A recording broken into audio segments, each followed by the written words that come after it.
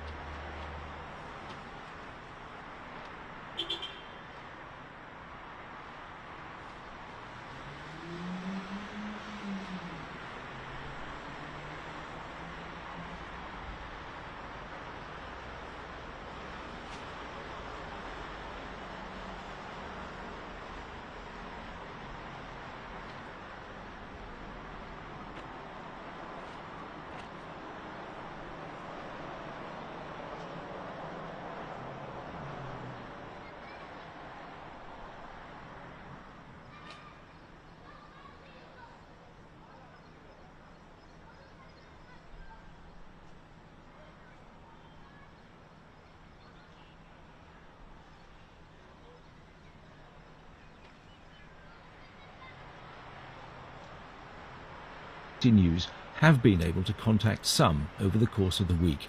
The BBC is withholding the identities of those we speak to for their own safety. We've voiced what they've been saying. When attacks start, we stay home. We watch the missiles and we watch the bombs.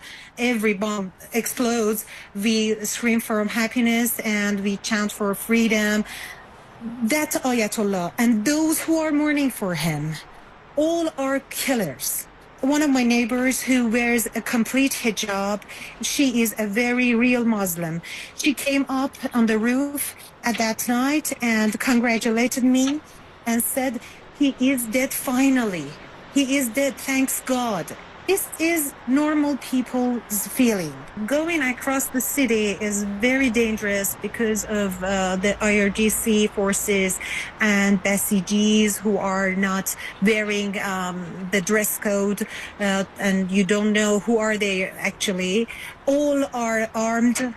All are having Kalashnikovs and very dangerous. Many people have left the city and the strikes continue, but it's not like day one. Many people are really angry. They are really angry and they have filled the streets calling for retaliation. And there are some other groups of people who celebrated the assassination of the leader. Last night, there were a lot of strikes. From about 3 to 5 a.m., they were hitting places constantly. Honestly, how can I put it? People are almost excited. When it gets to around 9, people go up onto the rooftops. They sit there waiting for the strikes to happen. The 8th and 9th of January were much scarier for them than this past week. Back then, we ourselves were the targets of the bullets.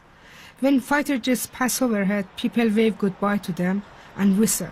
They say they simply can't tolerate the Islamic Republic anymore. Personally, I don't really know what will happen. The only thing I do know is that I absolutely don't want anything to do with the clerics. I think most people feel the same way. People have developed a kind of illness of constantly checking the news. Everyone in the middle of their depression is holding their phones and checking news updates. For a week now, my blood pressure hasn't come down. This situation really isn't good for me. Right now I'm taking 9 pills a day, and I'm still stressed. Honestly, I might survive the bombing, but not the stress. But today I got together with some friends. There were 5 of us. We cooked lunch, watched a movie, had snacks in the afternoon, listened to music. We even danced a little and laughed. It lifted my mood a bit. I haven't stepped outside since I got to Tehran, and my 3-year-old and I are just trying to get through the bombing. But this love of war that some people have is something I just can't stand. Voices from across the week of Iranians speaking about daily life to our colleagues from BBC Persian, the Persian language service of BBC News, used by 24 million people around the world, the majority in Iran, despite it being blocked and routinely jammed by Iranian authorities. Well, we're joined by Nico Kelkapiani of the BBC Monitoring Service, who's been keeping an eye on events overnight. Bring us up to date, Nico, on what you've been able to ascertain. Hi. If you morning. If you watch Iranian news, you'd see that actually it's you might have a sense that the Islamic Republic is winning the war, because most of what they are focusing on is Iranian strikes on Israel, on the U.S. bases around the region, and also what they say U.S. troops hideout in hotels in Kuwait or in the UAE. What they show is the Iranians pro-state rallies overnight that are vowing revenge against the U.S. and Israel for killing Khamenei. And if they mention the attacks, for example, on oil depots and oil refineries, it is in the sense at the end of the news bulletins when assuring people that actually there is enough fuel in the gas stations and they don't need to worry about this. What of people's ability to communicate with each other? The internet shut down still, as far as I'm aware. So how difficult is it for any meaningful conversations to take place between people about what is happening to them? It is really difficult in a way because we have this state of internet shutdown for over a week now. People really struggle also to have telephone conversations with their families outside the country. For example, it's intermittent. Sometimes they manage to call, sometimes they don't. It is very difficult in terms of the communications inside the country. You have to understand it's also the wartime situation, so many people are concerned about their own safety. Or there are also reports of many people leaving Tehran for other cities because probably Tehran is now the least safe place in the country. Nico, thank you very much for that update. Rana, you were nodding at so much of that, particularly the communication obstacles that people are facing just now. I want to give you an example, Julian. A few days ago, a government building very close to where my parents live in central Tehran was attacked. And I received message from an uncle that the windows of our flat was shattered. And then I received news that my parents were okay, but I was trying to get hold of them. There was no way. No line was going through. I managed to find a friend in a European country who had a friend inside the country who had Starlink internet. So I phoned from London to this friend in another European country for safety reasons. I'm not going to mention which country because everyone's being monitored. He then phoned the friend inside the country, and then that friend used a landline to call my mother. And then they had to put their phones on speakerphone for me to have a 2-minute conversation just to make sure that they're not hurt, the extent of the damage to the flat and where they were. So these are the various ways that we have to use. And now that I know that friend is now a source, so a lot of people from other European countries who know that I have a friend and then their neighborhoods are being bombed contact me and ask whether we can use the same route to just find out that whether people are alive or not. And how much more difficult is it now, in the light of the events of the last week, than it has ever been to make those kinds of contact? So in normal times, we have FaceTime, we have WhatsApp, we can, obviously internet is blocked, where access to certain websites is blocked, but Iranians were very good at going around the blocks. They had VPNs, they knew how to get access to the outside. But when Iran goes in crisis, there's an internet blackout. The worst that we had was earlier this year in January, when those widespread protests happened, and then the regime basically cut everything, and they killed tens of thousands in those days. It's a little bit better now, because every few days I can receive a phone call.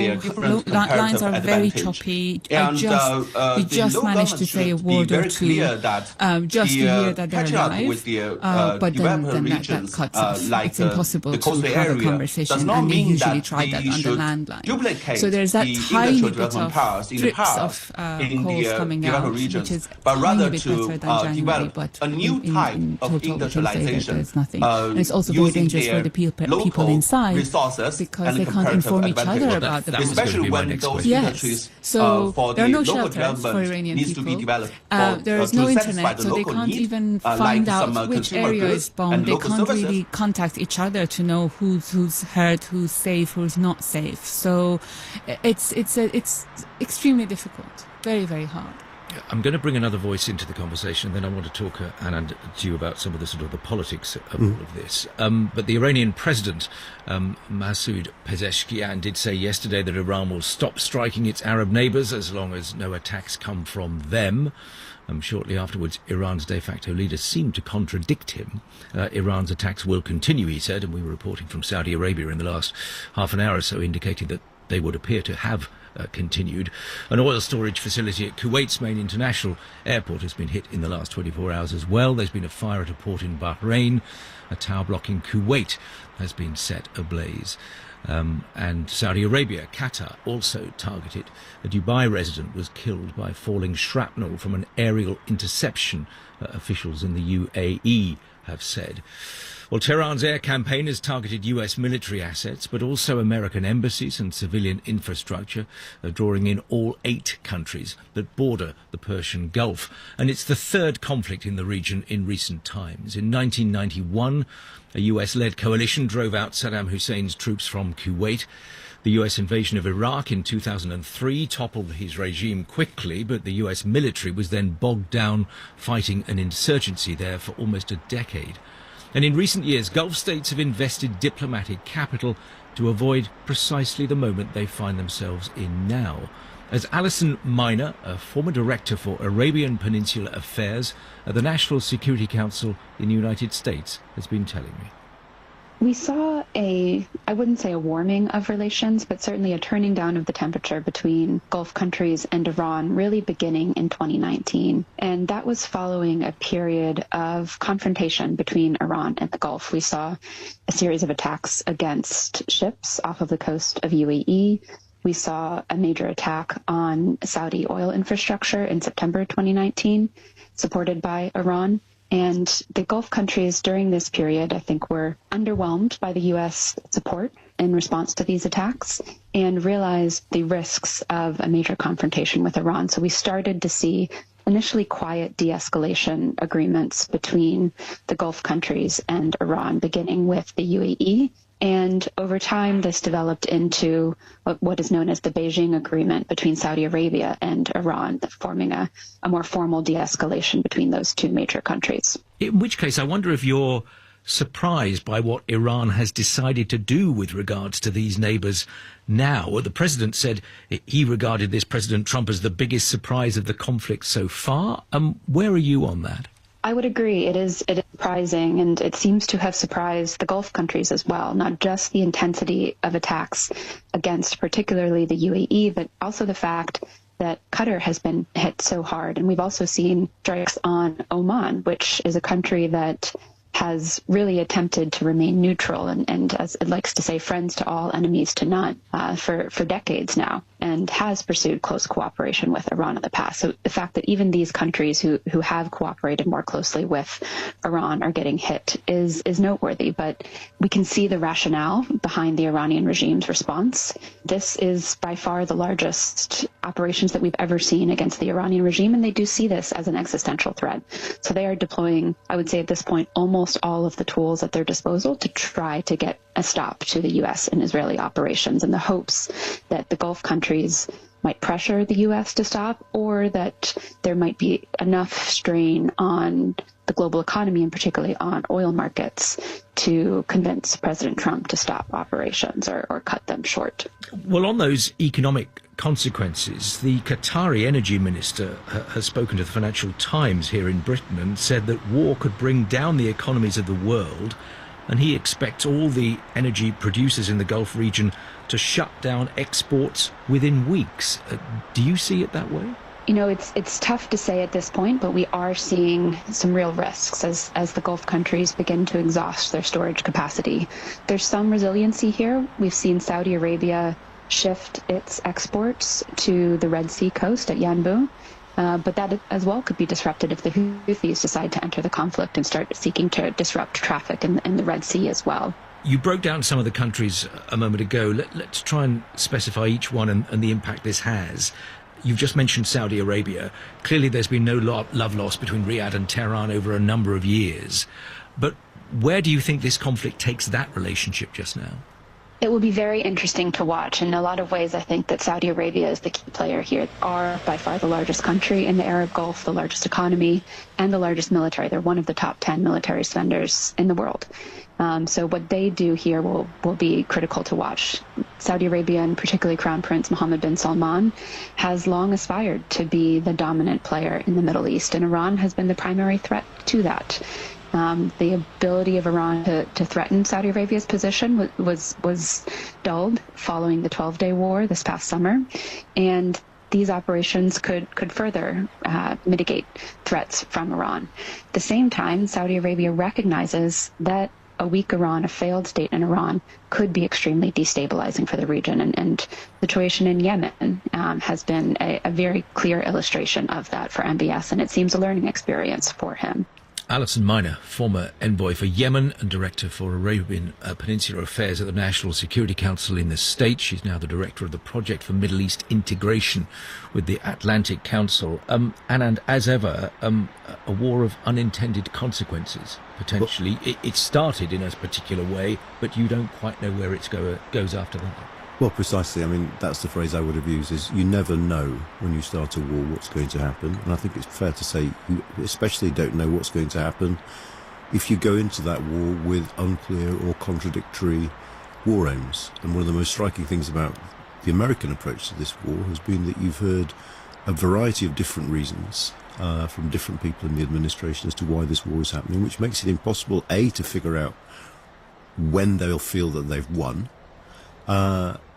and B, how long this will go on for, and therefore what impact this will have not only on Iran but on the neighbouring countries. No one knows how you bring about effective regime change from the skies. And at the moment, all that seems to be happening, and you see this from the mixed messages coming out of Tehran, is that the sort of chain of command in Iran has clearly gone wrong, because you have people coming on the media saying we're going to stop bombing our neighbours at the same time as hotels in places like Kuwait are being hit. So there's utter chaos inside Iran, and it is just impossible to predict where this goes. Does what you said about the United States position being, to paraphrase what you said, unpredictable and different messages at different points, does that make it more difficult for America's traditional allies in Europe to know what they should say and do about it?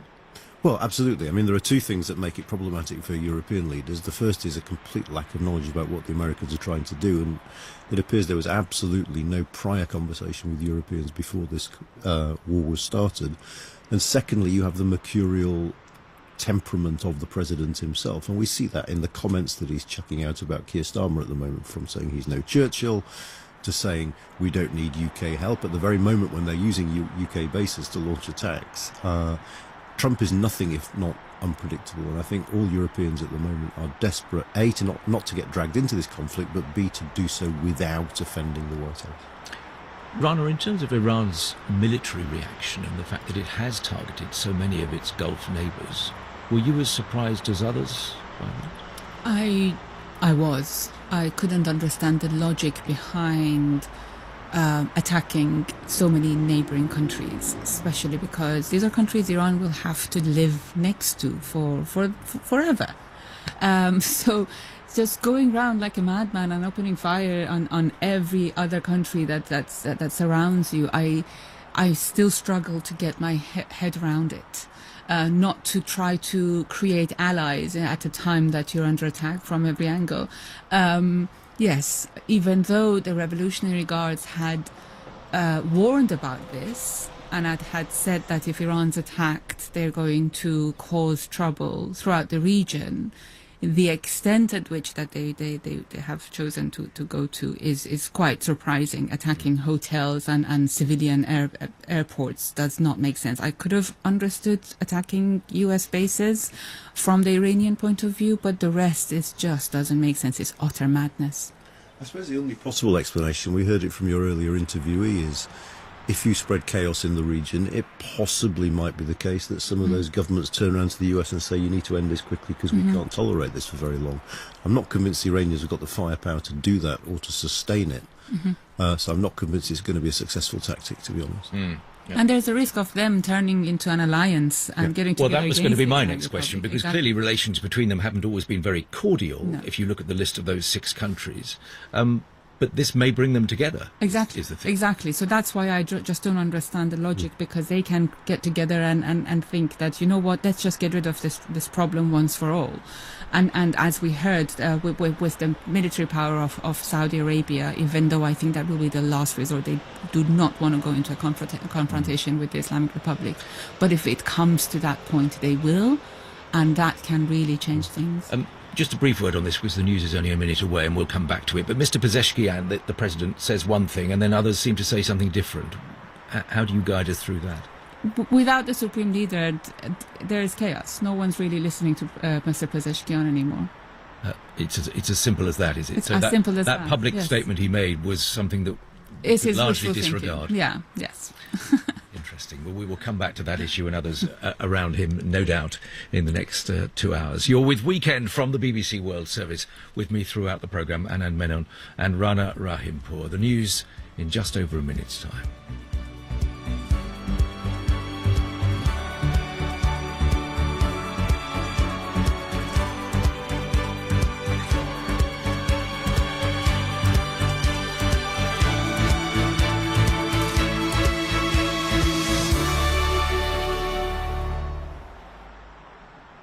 The U.S. military is using AI tools in its strikes on Iran, even as the government feuds with the maker of that same technology. This decision to abandon Anthropic as a company just before an attack on a major country and the beginning of a major war, it's just wacky. Seems the age of killer robots is upon us. On this week's On the Media from WNYC.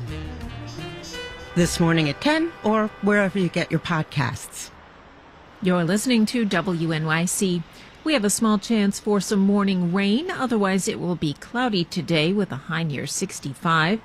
Those clouds will eventually clear out and we'll have a low around 42 tonight. Monday brings sunshine and a high of 64. This is WNYC, FM, HD, and AM, New York.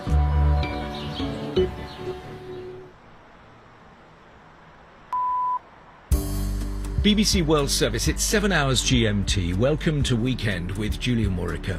Israeli forces have expanded their bombardment of Iran, targeting oil facilities as the conflict enters its second week. Iran's de facto leader says that his country will not surrender. The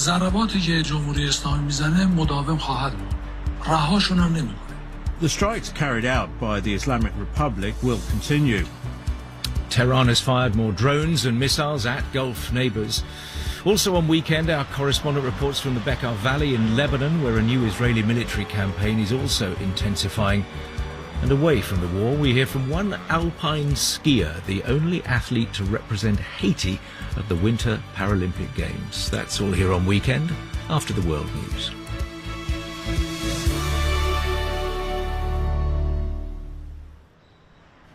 BBC News with Moira Alderson. Iran has fired more drones and rockets at Israel, Kuwait and other Gulf states on the 9th day of a war launched by the United States and Israel. At least 2 large fires were seen in Kuwait, where a tower block was set ablaze, reportedly by debris from a drone attack. An oil storage facility at the main international airport was also hit. On Saturday, the United Arab Emirates, Qatar and Saudi Arabia were also targeted. The BBC's Samir Hashmi is in the Saudi capital, Riyadh. We have just heard from Bahrain this morning that 3 people have been injured in attacks. There are reports coming out from Kuwait that one of the civilian buildings got hit, and there's one video that's gone viral. We haven't been able to confirm where a building has been engulfed in fire. It's really unprecedented what's been happening in the UAE, especially Dubai, because it's always been the safe oasis away from all the conflicts. But what we have seen in the last 10 days or so has been unprecedented. Israel says it's carrying out another wave of attacks on military targets in Iran. Late on Saturday, it hit oil depots in and around the capital Tehran, with residents reporting fires spreading to nearby homes and shops. Israel says it's carried out what it called a precise strike on the Lebanese capital Beirut on Sunday. It did not specify the location of the attack, but said those targeted had been planning attacks against Israel and its civilians. Lina Sinjab is in Beirut. The Israelis say that they've targeted an Iranian Revolutionary Guard in the building, 4 people killed and at least 10 injured. But you know, Beirut is filled with hotels and apartment blocks where many hundreds of the displaced now are seeking refuge and staying in. So the attack is on this building that is filled with civilians is sending shock waves across, the country, that nowhere is safe in Lebanon. Airstrikes were also conducted on the southern suburbs where the Iranian-backed Hezbollah has its stronghold and in the south of the country. The Chinese foreign minister has said the war in Iran should never have happened. Addressing the media in Beijing, Wang Yi stated that a strong fist did not mean strong reason and warned that the world could not return to the law of the jungle. The United Nations Humanitarian Affairs Chief, Tom Fletcher, has said that the world is facing a moment of grave peril as a result of the conflict in the Middle East. He told the BBC that the war will further fuel polarisation and extremism. We are seeing right now this sustained attritional attack on the rule of law, on the institutions like the UN that are designed to prevent this kind of conflict. We've all got to take a deep breath. We need cool heads to prevail. We've got to step back from the brink right now. Mr. Fletcher also said he was worried that other crises, such as Sudan and Ukraine, were now slipping even further down the list. This is Moira Alderson with the latest world news from the BBC. An investigation is underway following an explosion at the US Embassy in the Norwegian capital, Oslo. Police said they had received initial reports of a blast early on Sunday and that the explosion had taken place at the consular entrance, causing minor damage. An executive at OpenAI has resigned over the company's deal with the US government to allow its technology's use for war and domestic surveillance. The robotics chief, Caitlin Kalinowski, said the surveillance of Americans without judicial oversight and lethal autonomy without human authorization deserve more deliberation than they had been given. She said the deal with the Pentagon had been rushed after OpenAI's rival, Anthropic, refused to agree to unconditional military use of its technology. Researchers have released their initial findings from the first deep-sea survey of waters off the coasts of the British overseas territories of Anguilla, Turks and Caicos and the Cayman Islands. The team from Britain worked with scientists from the Caribbean islands. Georgina Ranald reports. The waters off these Caribbean islands have not been mapped before. The seafloor in this region was too deep and remote to make it possible by boat. The researchers found an environment that appeared to be quite pristine, with deep water coral insulated from the deadly effects of climate change. They collected 14,000 specimens, including unusual fish with glowing tails to lure in prey. They also used echo sounders to map vast collapsed caves called blue holes. In sport, the new Formula One season has got on underway, with Britain's George Russell claiming an emphatic victory in the opening race, the Australian Grand Prix in Melbourne. His Mercedes teammate Kimi Antonelli finished second, with Ferrari's Charles Leclerc taking third. But there was disappointment for home fans when local hero Oscar Piastri crashed during a reconnaissance lap, ruling him out of the race in his home city. That's the latest. BBC News.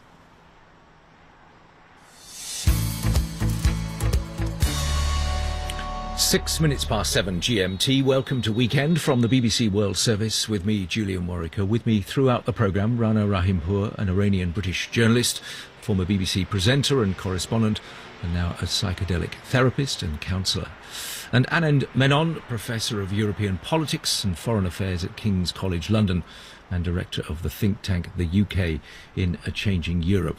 We'll look back over the last week with regards to the Middle East war via various voices who've been main players in a moment. But as we sit here reflecting on the news as it develops, Rana, what are you already sort of hearing in the last hour or so out of Iran, as you, I know, trying to sort of follow events as closely as you can? Yes, as we heard in the news earlier, last night Israel attacked several oil depots across Iran, and some of them were in Tehran. So the videos that have been published of today shows black smoke covering the entire capital.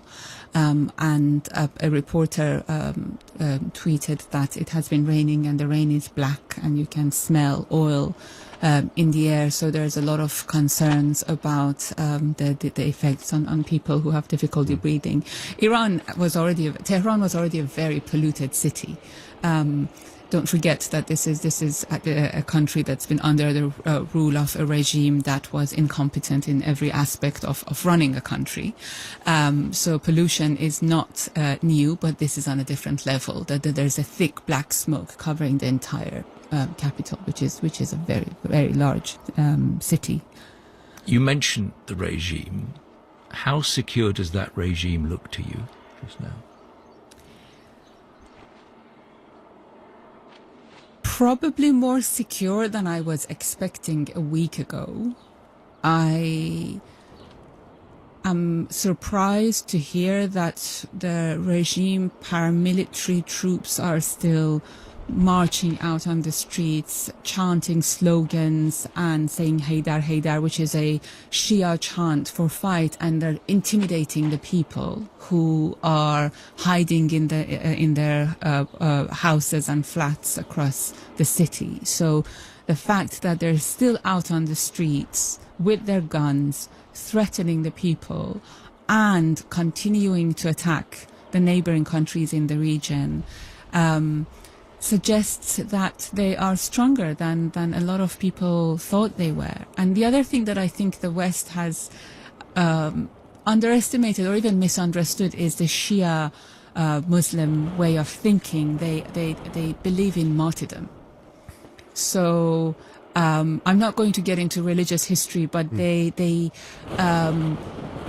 honor being martyred in a war against their religious foes. That makes this war even more complicated. When people say that, how come they don't put down the guns and they don't leave? They don't believe in putting guns down. Even if they're in the minority, they prefer to be killed and go to heaven, their heaven, than thinking about the country and what will happen to the future of the country. Is there any way in which these attacks perversely strengthen their regime by sort of fostering a sense of patriotism against an external foe? Possibly. So not at the beginning, because this attack came just a few weeks after the massacre of Iranian protesters, peaceful protesters, and the whole country went into a shock, disbelief and hopelessness. And we were receiving news from a lot of people saying there's no way we can change this regime, we need foreign intervention. And still, even though we are seeing what's happening, a lot of people in Iran think that there might be hope after this invasion. But it really depends on how long this war will last. I think if it goes beyond the 12-day that people experienced last year in June when Israel and the United States attacked Iran, if it goes beyond that, if it affects water, if people don't have access to food, and if they realize that this is far more serious than they had last year, and it won't be able to bring the regime down, then the public opinion will change as well. And I think that's beginning to show signs that people think that, oh, this is not as easy as we thought. They were expecting that the moment that the supreme leader is dead, then the regime will fall, and it hasn't yet. I mentioned some of those main player voices. We'll hear them in a moment. I just wanted to go back, Anand, with you to something we talked about briefly just before the news, namely the relationship between the United States President and the British Prime Minister, because the quote was damning, wasn't it? Sir Keir Starmer offers some help. President Trump says that he's seeking to join wars after we've already won them. Yeah, there's very little doubt that the president is very angry with Keir Starmer at the moment. What that means in terms of the relationship between the two countries more generally, I think is complicated, because of course that relationship is underpinned by very close intelligence, military and economic ties that are very, very hard to unpick and that no one really has an interest in unpicking. But at the diplomatic level, when it comes to things like trade, there is no doubt that the president is piqued, that he's willing to have a pop at Keir Starmer, and that makes Starmer's life more uncomfortable simply because his political opponents at home can pick up on those things and use them against him. Let's then try and bring people up to date on events as far as we can over the last just over a week now of this conflict. The United States and Israeli forces have expanded their bombardment of Iran. The Israeli military is now bombing one of Iran's biggest sources of revenue, oil, as Urana was just describing. Huge fireballs reaching into the night sky were seen in Tehran on Saturday night when an oil depot was hit by airstrikes.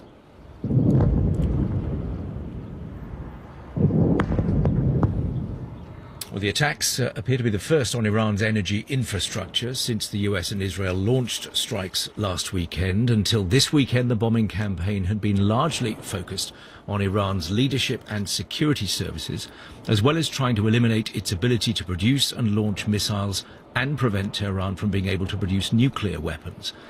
Earlier, Israel's Prime Minister Benjamin Netanyahu said that Iran would be attacked, quote, with all our force, and vowed to wipe out the country's leaders in order to safeguard the Jewish state.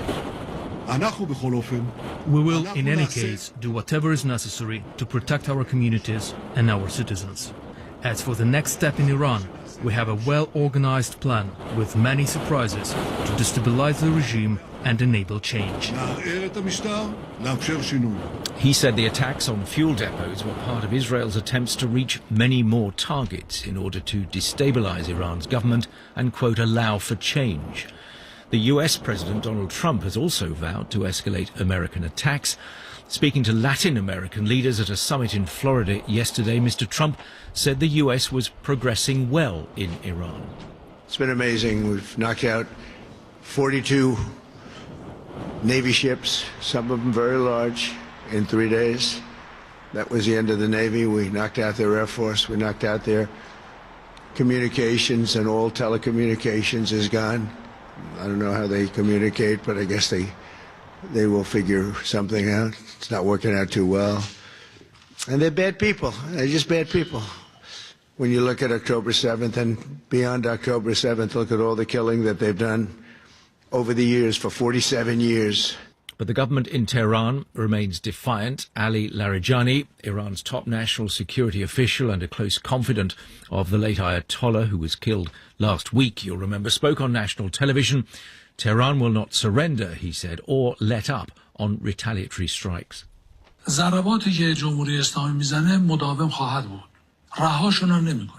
The strikes carried out by the Islamic Republic will continue. We will not let them go. They should not think that we will allow the Americans to quickly bring this matter to an end and say, we struck them, now let's wrap it up. This can only be wrapped up when they understand that they no longer have the right to attack Iran and when they compensate the Iranian nation for the damages. This disgraceful act they have created on the international stage carries a heavy cost. They assassinated the leader of Iran. The price for it will not be small. And Iran has continued to hit neighbouring Arab countries, even though earlier in the day the president, Masoud Pezeshkian, said it would only target them if they attacked first, and even offered an apology. I must apologize on my own behalf and on behalf of Iran to the neighboring countries that were attacked by Iran. The Interim Leadership Council agreed yesterday that no more attacks will be made on neighboring countries and no missiles will be fired unless an attack on Iran originates from those countries. He has now said that his original statement, had been misconstrued. And on day 9 of the war, Iran has fired more drones and rockets at Kuwait and other Gulf states. At least 2 large fires were seen in Kuwait, where a tower block was set ablaze, reportedly by debris from a drone attack. An oil storage facility at the country's main international airport was also hit, and Bahrain said a water desalination plant had been struck. I go through that list, and that to me, Anand Menon, looks like ever more escalation. Does it look like that to you at the moment? Yeah, absolutely. It looks like a regime that is lashing out, that can't actually hit the major perpetrators of the violence against it, so is looking for targets near home. And, you know, as we discussed earlier, it's very hard to see what good will come of this from the Iranian regime, except I imagine they're hoping that fears about the global economy lead other countries to try and put some pressure on the United States. Whether the United States is amenable to such sort of pressure, of course, is a wholly different question. Rana, the nuclear question, we haven't touched on it so far. It's debatable as to what the incentive for the military action has been. That's been one of the many reasons put forward. Where does that fit into this story now, do you think? It's very difficult to know. You remember last year after the 12-day war, President Trump came out and he said that the Iranian nuclear program was obliterated. Yeah. He repeated it and he hailed it as a success.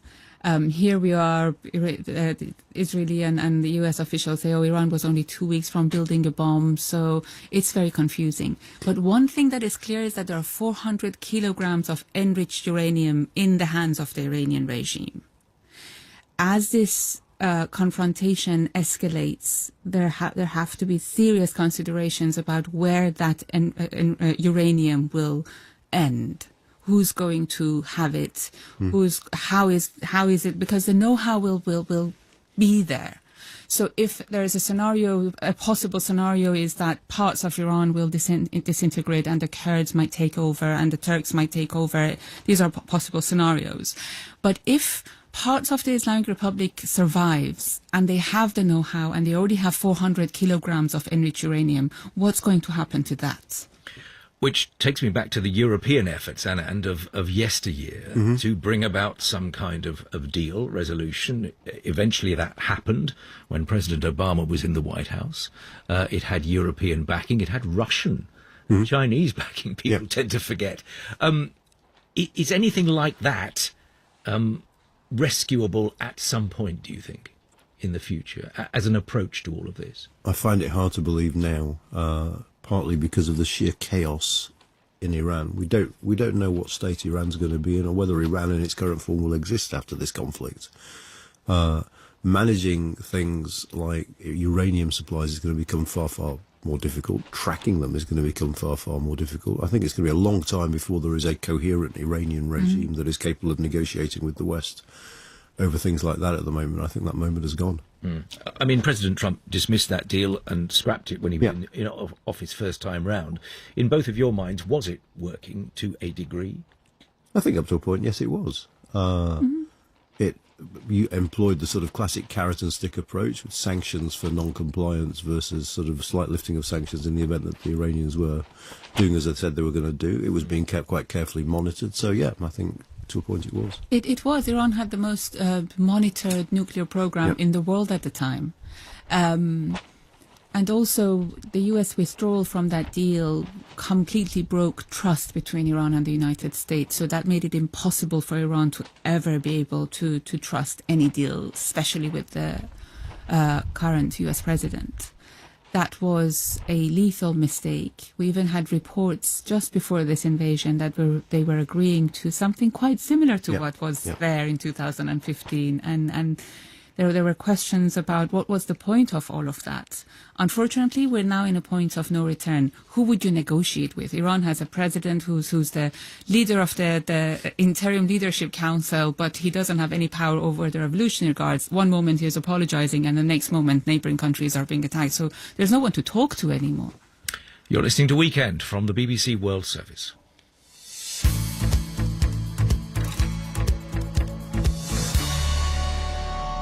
We are going to change the subject for the next 8 or 9 minutes. The Winter Olympic Games, Paralympics, are underway in Italy. Over 650 athletes from 50 countries taking part. And for the first time, an athlete from Haiti in the Caribbean is there. And we're joined live by Ralph Etienne, para-skier, also an investment banker by day. If you watched the opening ceremony on Friday, he was Haiti's flag bearer and the only athlete representing his country. Ralph, welcome. Good morning.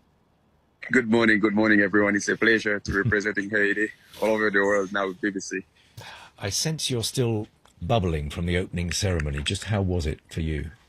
Oh, it was magical. It was amazing just to represent Haiti on the world stage, to show the world that Haiti is not just gangs and chaos, but Haiti is elite excellence, hard work, precision, discipline. That was such an honor. I'm still processing what just happened. Really, I get to do something like that for my country. When do after losing my leg? Well, yeah. When do you actually compete? When does your event take place? I'm competing on March 13th, right, Friday. So you've got a few days to sort of get ready and think about what you're taking on. What's your story? How do you get into para-skiing from Haiti? Yeah, I was born and raised in Haiti. Survived the earthquake in 2010. Now it's from the rubble of the earthquake in Haiti in 2010 to the peak of the Alps in 2026. It's really a story of faith and hard work and really what's possible when you just.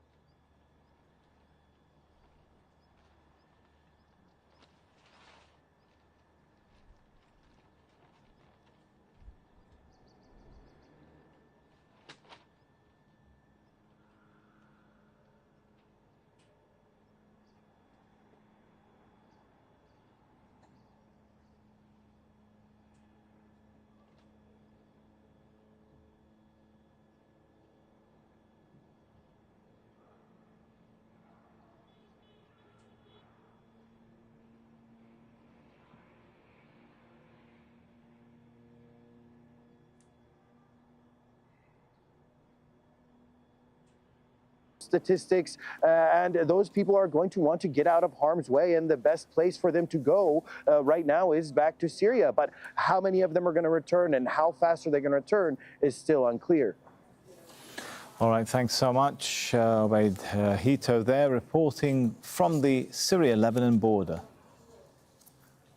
Well, let's bring our guests in now. We've got joining us from Tehran, Fouad Izzadi. He's a professor at the University of Tehran's Faculty of World Studies. We've also got Al Jazeera's correspondent, Rasul Sardar. He's here with me in the studio. Rasul, of course, having reported extensively from Iran. So if I could start with Fouad, how much of a blow is it, Fouad, that we've seen Israeli strikes now able to reach Iranian critical industries like the energy smoke cloud hanging over the capital? It is a very significant development. This is the first time that Iranian cities, including Tehran, are experiencing this type of attacks. You know, right now it's about 11 o'clock local time, and it looks like it's nighttime because of all the smoke. We don't see the sun. We have some cloud as well. This is quite significant, and I'm afraid that Iranian leaders have to do something to make sure that these type of attacks don't continue. Rasul, how easy is it going to be for them to do something, as Fouad says? I mean, what does this mean for life, for the availability of oil? They've hit, we're told, 4 oil installations? Indeed. So I think for Iranians now what we're seeing is that the only deterrence is the missiles. And so these missiles stockpiles at the end of the day are not just endless. So it's limited numbers of the missiles over there, and they have to be extremely careful. But when it comes to this new level, I think that now we are seeing a new escalation coming from gradually shifting from the military targets to the civilian and the civilian infrastructures. Well, even a report about hitting a water desalination plant that the Israelis hit. Absolutely. Right? So the desalination plants and now the oil storages and so on. These are strategic lifelines of the ordinary people, and most of them sometimes are preserved for the war times. Now, 4 of them, major ones. We're not talking about petrol stations being attacked. So the oil storages are not, and these are for the civilian purposes. These are not for the exports, by the way. So these were there for the huge cities, including the capital, Tehran. In Iran, so the life is extremely expensive. The one thing that is cheap and affordable is the oil, and that gives people the mobility. So it's going to tremendously affect the health sector, how the government is going to run the state affairs, the public and state institutions, the health facilities, and also it's going to dramatically decrease people's mobility as well, right, particularly in big cities. So the consequences are quite going to be consequent. And you mentioned the word there. You said the deterrent that Iran has is the missiles, and we've seen those missiles and drones not only go towards Israel, but going across Gulf skies as well. And there's been quite some back and forth between the different members of the Iranian leadership about targeting Gulf countries. Let's listen in to some of the statements that we've heard from the Iranian president, because Iranian President Masoud Pezeshkian has issued multiple statements addressing Tehran's attacks on Gulf countries. This was his message early on Saturday. Here I feel it necessary, regarding neighboring countries that were attacked by Iran, to apologize on my own behalf. Because of the vicious assault on us, we lost our supreme leader, our compatriots and loved ones. Our armed forces put their lives on the line to defend our territorial integrity. When the commanders were no longer there, acting on their own initiative, our armed forces carried out all the actions that were necessary, and they conducted the operations that were necessary and protected our country with strength. We do not intend to conduct an assault on neighboring countries, but like I've said before, they are our brothers. We have to be hand in hand with our brothers in peace. And the Interim Leadership Council approved a decision yesterday. That decision was relayed to our forces that they should no longer attack neighboring countries unless there is an attack on Iran staged on their soil. But then after that, on Sunday, we heard Iran's same president release a statement saying his earlier remarks were misinterpreted. Masoud Pezeshkian has clarified, saying it has repeatedly been said we're brothers and must have good relations with neighbors. But the enemy has a distorted understanding of my words. They want us and our neighboring countries to be at war and are seeking to create discord.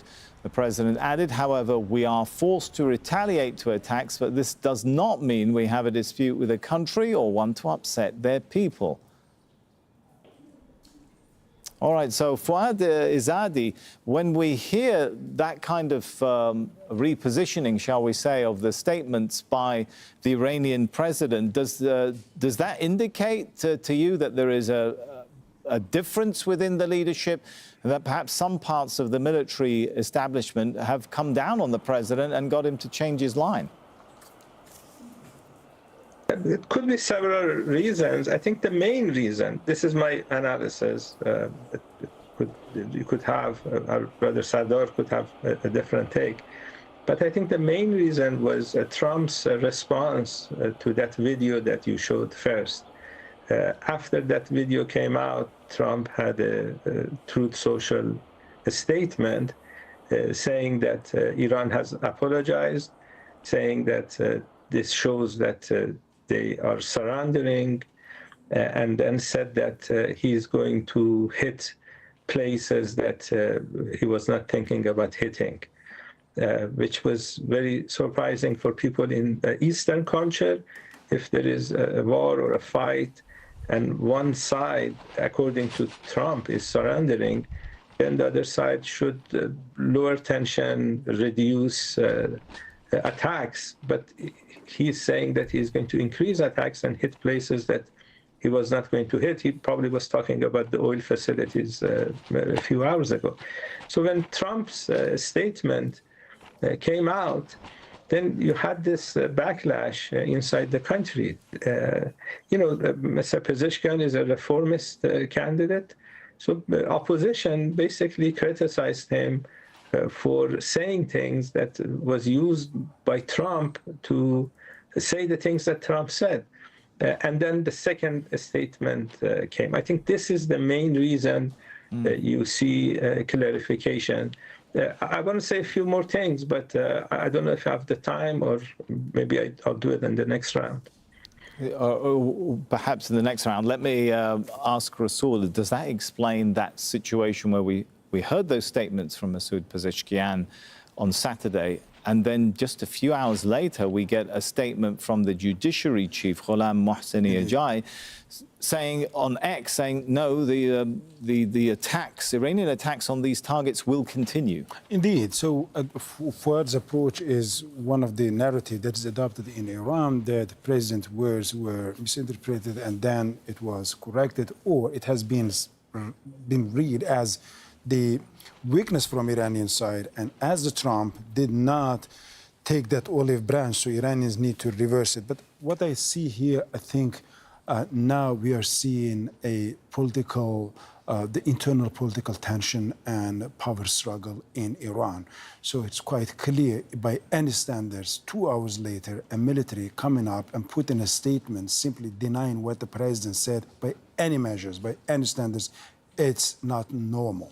And also, when the president has said so, he said that this is a decision taken by the interim leadership council, which is just 3 members. And that decision has been communicated with the army. But in 2 hours, both the army and the other member of the interim leadership council, they have denied what the president has said. All right. There's lots to talk about, but we'll leave it for the next round. Thank you so much, Rasool Sardar, here in the studio, as well as, of course, Fouad Izzadi, Associate Professor of the University of Tehran.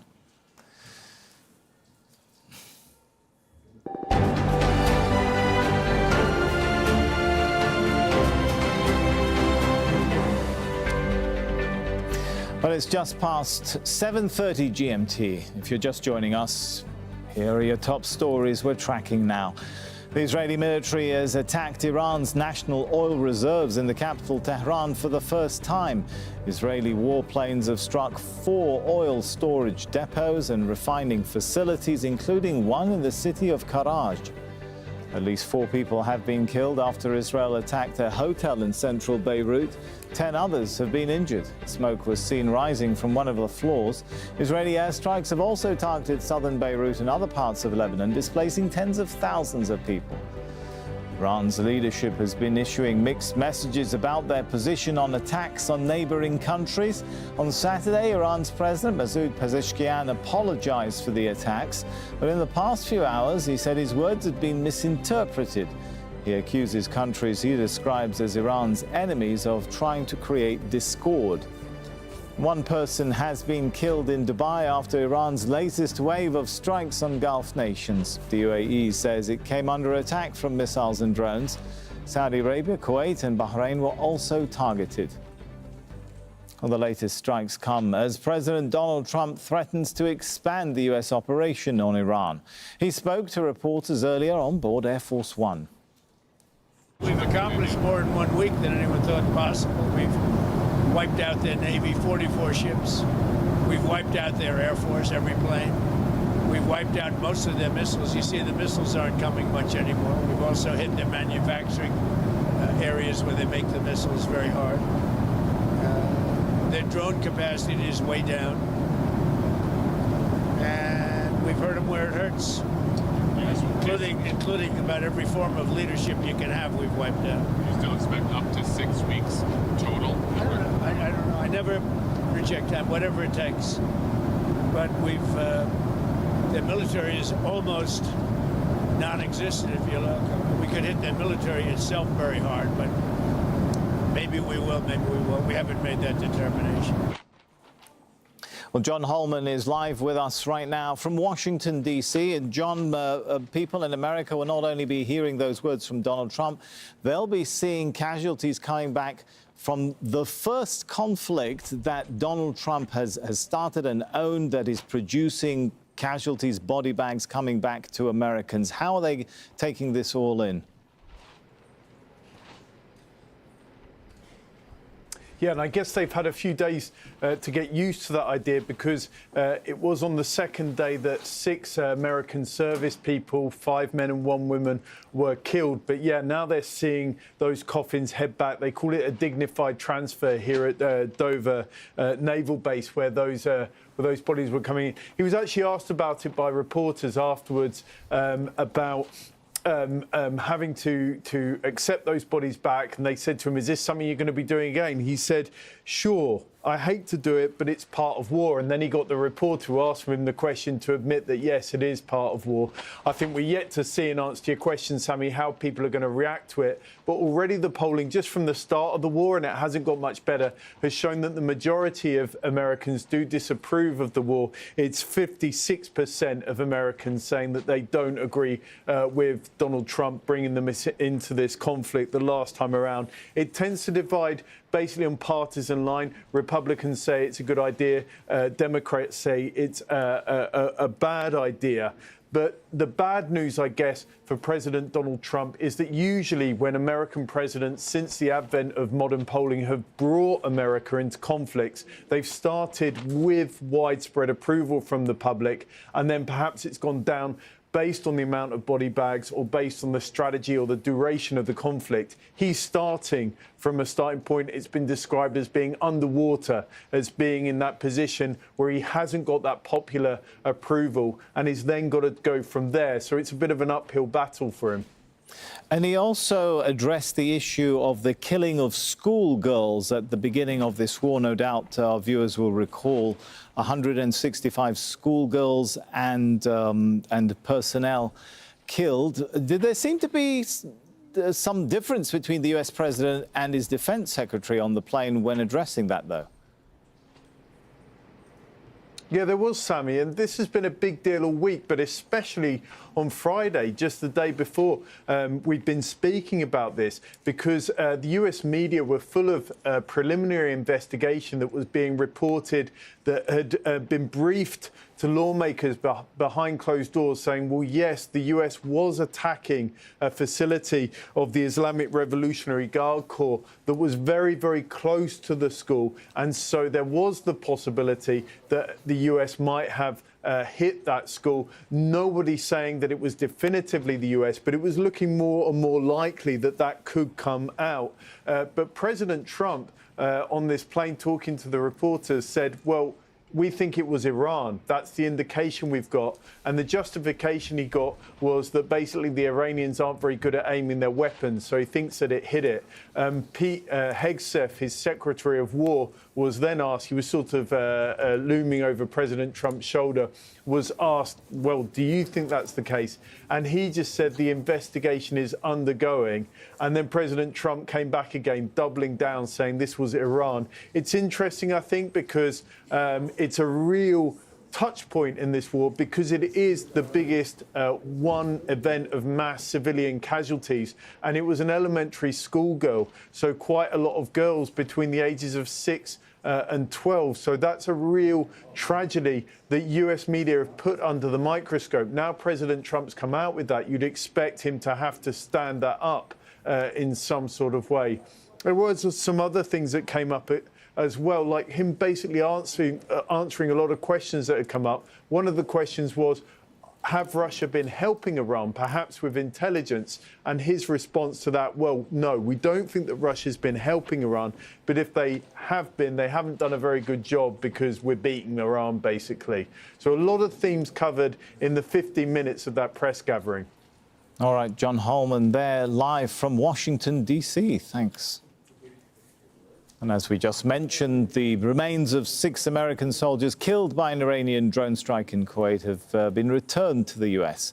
President Donald Trump was present as their caskets were taken off the plane in what's known as a dignified transfer. Al Jazeera's Heidi Jo Castro has this report from the Dover Air Force Base. The first U.S. military casualties of the war with Iran have returned from Kuwait to American soil. The remains of 6 Army reservists arrived at Dover Air Force Base in Delaware on Saturday, killed just under a week ago in an Iranian drone strike. The soldiers had been working in a makeshift office at a commercial port, where, according to one soldier's husband, the Army had moved them as a security measure before the U.S.-Israeli strikes on Iran began. They're great heroes in our country, and we're going to keep it that way. There's always, when it comes to war, there's always that, but we're going to keep it to a minimum. This was the first time President Donald Trump has received the remains of U.S. service members killed in a military conflict he launched. Beside him were the Vice President, First Lady, Secretary of Defense, Chairman of the Joint Chiefs of Staff, and other U.S. dignitaries. The 6 soldiers killed include a mother of 2, a cybersecurity expert, a martial arts instructor, and a 20-year-old college student whose sister previously spoke with reporters. So I just wish he could have known one more time that we all loved him because he was so amazing and kind. Trump says the fallen U.S. soldiers are heroes and has claimed credit, he says, for rebuilding the military. That's a recasting from his first term when he was criticized for reportedly calling fallen soldiers losers. Trump himself received 5 deferments during the Vietnam War to avoid being drafted. Dover is the place where all U.S. military members who die in a theater of operation are repatriated. The president has warned that there will likely be more of these solemn occasions as the war with Iran continues. Heidi Jo Castro, Al Jazeera, Dover Air Force Base, Delaware. And Qatar Airways has started operating a handful of flights from Europe to Doha's Hamad International Airport. They're only for passengers whose final destination is the Qatari capital. Air travel to and from destinations in the Middle East has been severely disrupted since the Iran war began more than a week ago. Al Jazeera's Osama bin Javaid was on a Qatar Airways flight that left from Paris and sent us this report. I am on board just one of the 5 flights that are heading towards Doha now. These are operated by Qatar Airways, as many passengers who were stranded in Doha wanted to go to Europe, and some of them who were in Europe who wanted to come back. So only a few dozen passengers on this flight. But it just goes to show the disruptions that thousands of passengers have been facing, because 23,000 flights have been cancelled in the Middle East. Hundreds of millions of dollars of losses are estimated. And it is not just flights, it is freight, it is everything else to do with the air. And aviation industry has already been suffering due to the COVID pandemic, and it was on the way to recovery. But it appears that now this is going to have a knock-on effect for months and years to come. Aviation experts are saying it is not just the passengers who are facing this. Qatar Airways is the second largest freight carrier after FedEx, and all of the logistics because of these closures is going to have a knock-on impact on a lot of provisions that come from the air. So after the Red Sea closures, a lot of passengers as well as freight was moved towards the air, but it appears that now that too will have to be reconfigured. It appears that now we are going to move towards Doha, and the airspace is going to be accompanied by some sort of air cover. The crew has been telling us that there might be some fighter jets who will accompany these aircraft to make sure that there is safety and security. But it is a situation which has been unpredictable, and people here are confident that their flights have only taken place because the airline feels confident that they will safely land. Samir Javed, Al Jazeera, somewhere over the Middle Eastern Airways. Well, Sri Lanka says it's following international law in its handling of Iranian Navy personnel. You see, its forces rescued crew from 2 vessels in the Indian Ocean in recent days. The attack killed more than 80 sailors. Second ship sought assistance days later. Meanwhile, fuel is believed to be leaking from the sunken warship. Sri Lankan authorities have blurred footage of those Iranian sailors to protect their identities. Manel Fernandez reports from Colombo. These are the second group of Iranian sailors to be rescued by Sri Lankan forces in recent days. More than 200 have been brought to shore after they sought assistance at sea.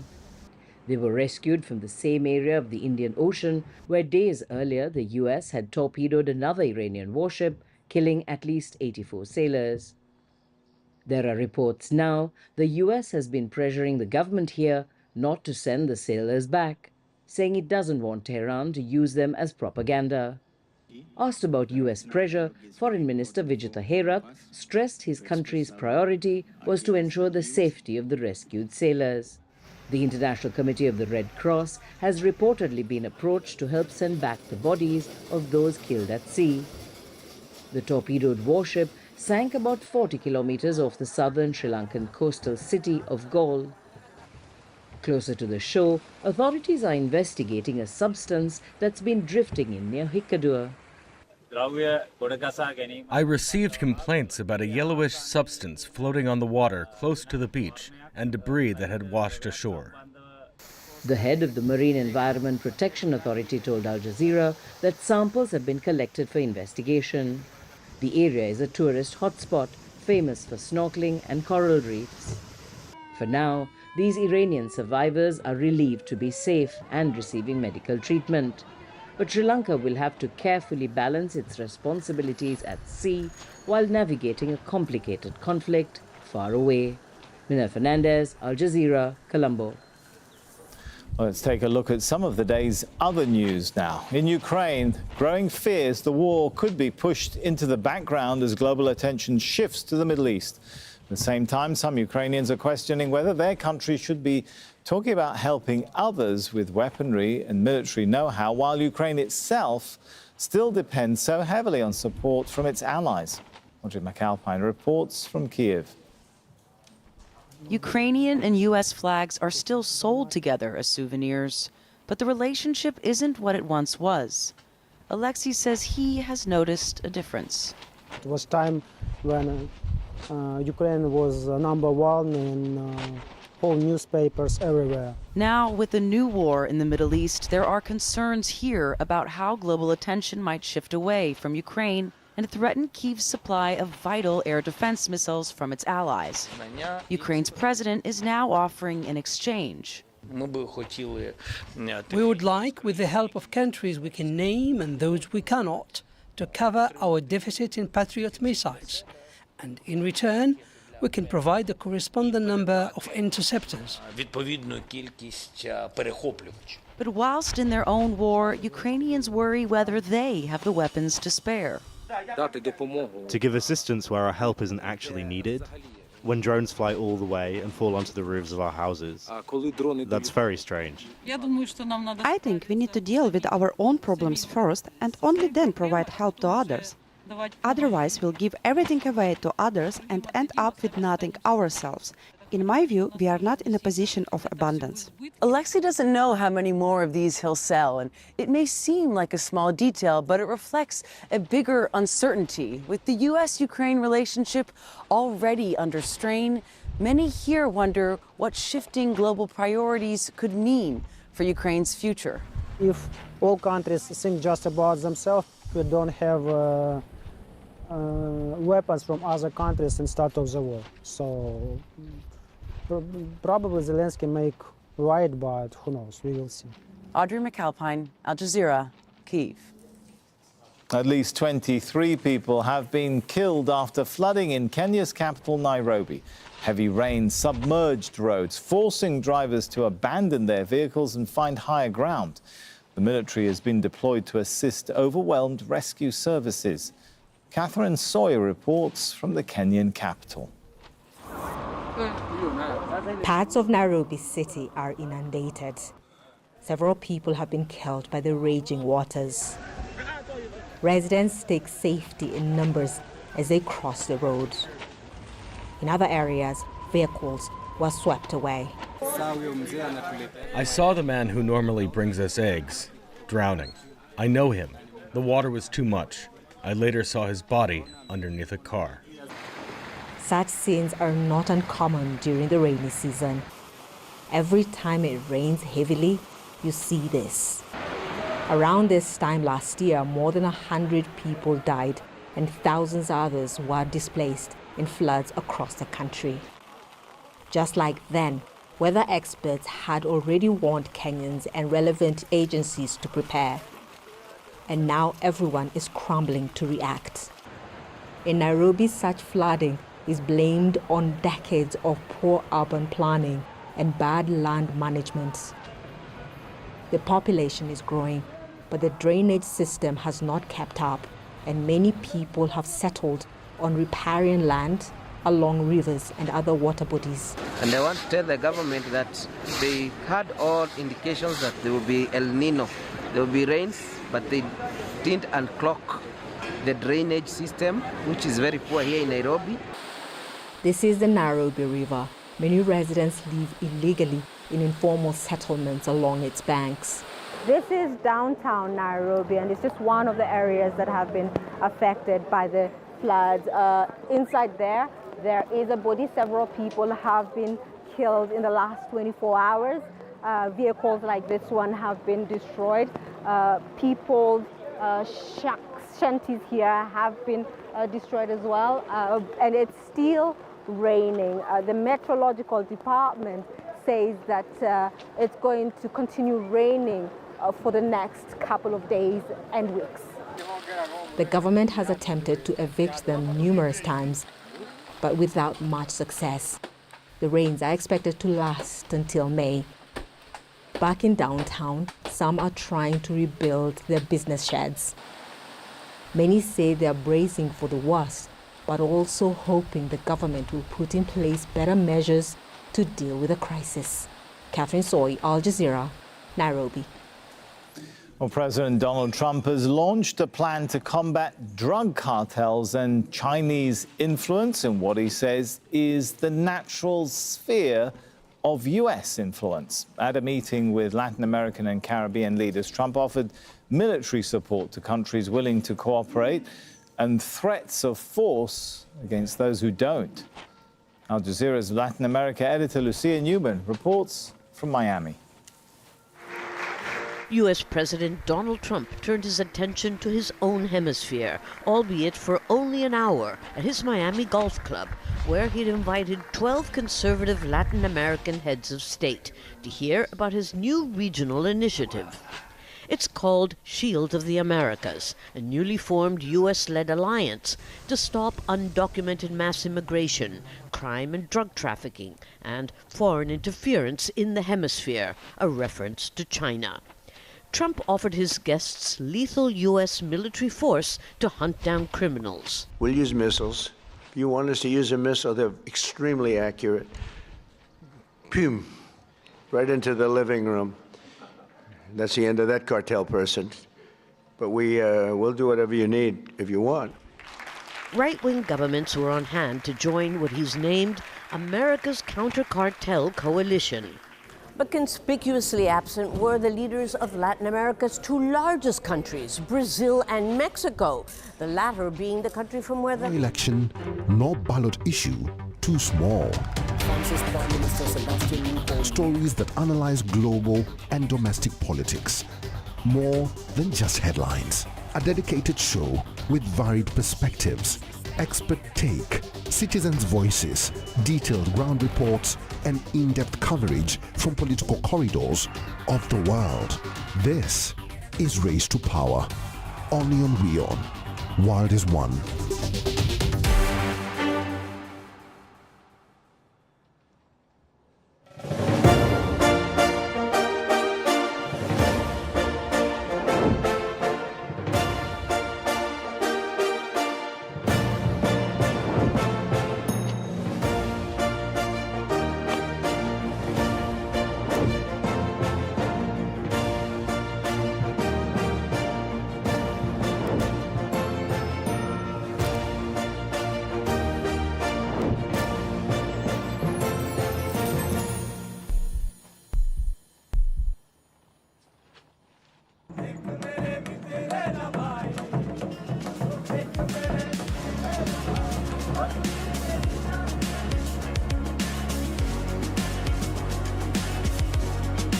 I'm Johan Castell, and you're watching a special episode of Wings, brought to you from Sateh here at Yashobumi in New Delhi. This is South Asia's leading travel and tourism exchange.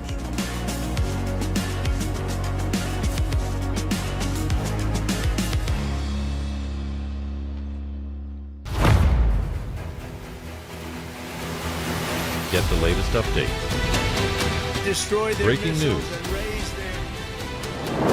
Credible, clear, continuous. Experts across aisles. Diverse voices, one platform. WION World is one.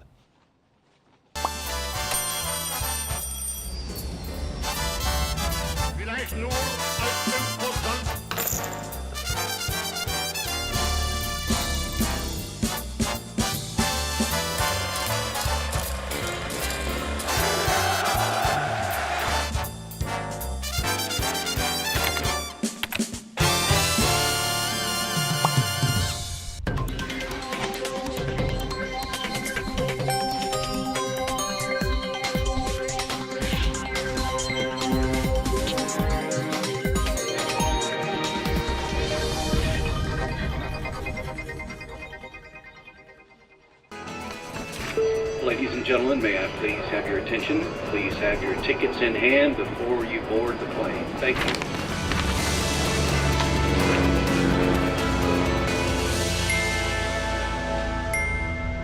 Hello and welcome. I'm Johan Castell, and you're watching a special episode of Wings, brought to you from Sateh here at Yashobumi in New Delhi. This is South Asia's leading travel and tourism exchange.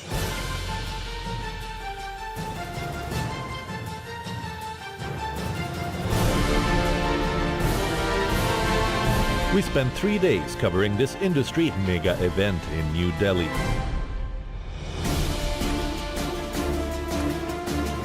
Now in its 33rd edition, this is, in our experience, the biggest and most impressive yet.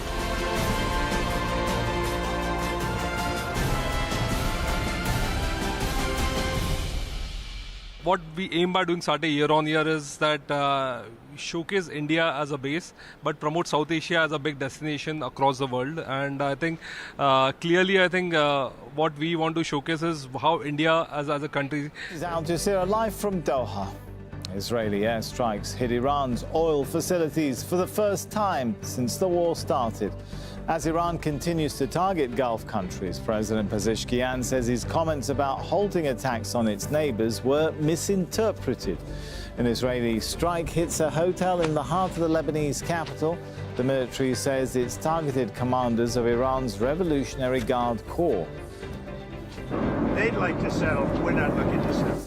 Donald Trump rules out negotiating with Iran's current leadership while paying tribute to U.S. soldiers killed in conflict. Plus, I'm Heidi Jo Castro at Dover Air Force Base in Delaware, where the first U.S. service members killed in the war with Iran have returned to U.S. soil.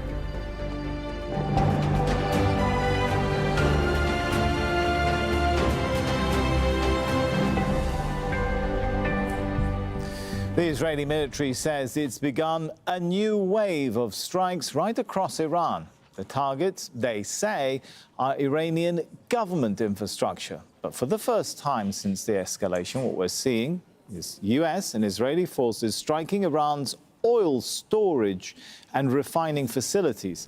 Thick smoke and toxic fumes are now hanging over parts of the city where millions of residents have already endured days of intense airstrikes. An oil depot in the nearby city of Karaj has also been hit. Iran has continued its attacks across the Gulf region, which hosts U.S. military assets. Authorities say a government building in Kuwait City caught fire after being hit by a drone. Fuel tanks at Kuwait's international airport also targeted by drones. Officials in Bahrain say at least 3 people were injured during an Iranian missile attack. And the UAE has said its air defense systems are responding to a missile threat. Well, earlier, one person was killed in Dubai after debris from an intercepted drone fell on the city. Debris from a missile interception also damaged a residential tower in Dubai Marina. And Saudi Arabia says its air defenses have intercepted and destroyed 8 drones, including one over the capital, Riyadh. Iran has also launched another barrage of missiles towards Israel. Israel says its air defense systems intercepted several of them over central and northern parts of the country. Residents reported seeing interceptions light up the night sky as sirens sounded in multiple areas. Israeli officials say there have been no immediate reports of damage or casualties. We have correspondents in Tehran, Doha, Erbil and Washington, D.C. We begin in the Iranian capital, where a thick cloud of smoke is hanging. Tawheed, at this point, just how ominous is that cloud of smoke for residents starting another day under assault? Yes, indeed. Over the past few hours, we have been witnessing this black, thick cloud of smoke rising into air, and this is obviously following the explosions that we witnessed last night in the southeastern as well as the western and eastern parts of the city. And according to the latest reports, we know that Israelis and Americans have targeted the oil facilities of the country, including several oil depots, according to the latest reports that we just received. And also, we saw last night the explosions, the after sound of massive multiple blasts, as well as the fire and flames actually for hours and hours visible just in the downtown and in southern parts of the Iranian capital. And now we are receiving warnings as this continues. A thick amount of smoke is continuing to drift through the air from the Department of the Environment of the country. We've got a statement calling the citizens to avoid any outdoor activity and to stay home. Also from the Red Crescent, we know that they have said that following the explosions last night, toxic compounds and chemical material have caused a chemically contaminated rain. And on that, while I was driving, the raindrops fall on my window of the car. And I was seeing that it was quiet, absolutely black rain coming on the ground. Let's go to Mohammed Jamjoom now. He's here in Doha. And Mohammed, for Gulf countries watching that as Israel expands its targeting of civilian infrastructure in Iran, must be raising concerns for Gulf countries worried that the US and Israeli attacks are going to drag their countries and their civilian infrastructure more into the crosshairs when Iran seeks retaliation. Yeah, that's absolutely right, Sami. We've seen this concern raising over the last several days as more and more civilian targets, energy infrastructure targets have been hit by Iranian drones and missiles in these Gulf countries or by falling debris in other parts of those countries and cities within those countries. Now, let me tell you about something that's raising a lot of concern at this hour. The fact is that in Bahrain, the Interior Ministry has announced just around 30 or 40 minutes ago, they've said that there was an Iranian drone attack that caused material damage to a water desalination plant. That, of course, is going to be causing more concern as we're talking about worries over civilian infrastructure being targeted by Iran. And this comes a day after Iran had announced that the U.S. had bombed a freshwater desalination plant in southern Iran. So there's going to be worry about that particular incident. Beyond that, let me talk our viewers through several of the attacks that we've heard about from various Gulf countries over the overnight hours and in the last several hours. In Saudi Arabia, it was announced that there were 8 drones intercepted and destroyed. Also, there had been a drone attack targeting the diplomatic quarter. That is a part of Riyadh that houses embassies. Beyond that, you also had the air defense systems activated in the UAE and Bahrain. Also an attack in which 3 people were injured and there was damage to a university building due to falling debris from an interception. And let me just talk for a second about what's been going on in Qatar, because you had the defense ministry announcing that Qatar had been subjected yesterday to an attack involving 10 ballistic missiles. They said 2 cruise missiles launched from Iran. They said the Qatari armed forces successfully intercepted 6 ballistic missiles. The 2 ballistic missiles fell in Qatar's territorial waters. The 2 ballistic missiles landed in uninhabited areas without causing any casualties, and that the armed forces successfully intercepted 2 cruise missiles. So a lot of worry about how volatile the situation remains. Sami? Let's go back to Tawhid. Tawhid, we're getting lines now from the Israeli military. It's been posting on X in Farsi, warning that it will pursue every successor of Iran's next supreme leader. How is that going down in Tehran? Well, actually, so far we haven't received any reaction, but of course we can rest assured that this statement is not going to be welcomed in Iran. And also we have to keep in mind that so far we know that a considerable number of the military commanders of the country, including the defense minister, the chief of armed forces, as well as the secretary for the Defense Council, have been all targeted and killed as a result of the Israeli strikes. And on top of that, it was the Iran's supreme leader, Ayatollah Ali Khamenei, which was killed on the day 1 of the initiation of the campaign of airstrikes by the Americans and Israelis. Of course, speaking of the leadership issue, which is right now seems to be the big question, or perhaps the biggest question inside Iran in terms of the political establishment, we know that there is a procedure going on right now. The country is controlled by this interim leadership council, in which we've got 3 people: Iranian President Masoud Pezeshkian, as well as the head of judiciary and a member of the Guardian Council, all in all just taking charge of the leadership of the country. But we know that according to Iranian Constitution, Article 111, the Assembly of Experts, which includes 88 clerics, is responsible for actually appointing the new supreme leader of the country, quote unquote, according to the Constitution, as soon as possible. But how soon?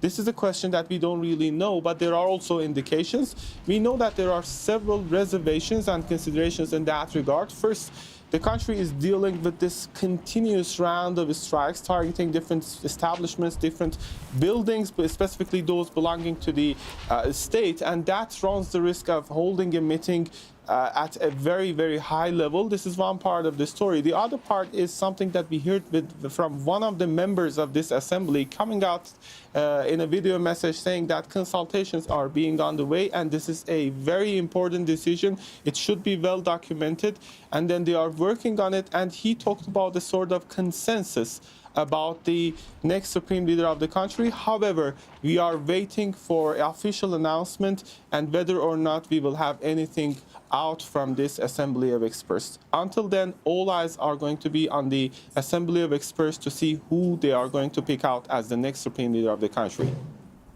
Now we're going to have to push some of the eyes and focus on loud explosions being heard throughout Saturday near the US military base in Erbil in northern Iraq. Anti-aircraft fire has also been reported, and all this coming just hours after a strike killed one person in nearby Nineveh. Asad Beg joins us now from Erbil. What was being targeted there?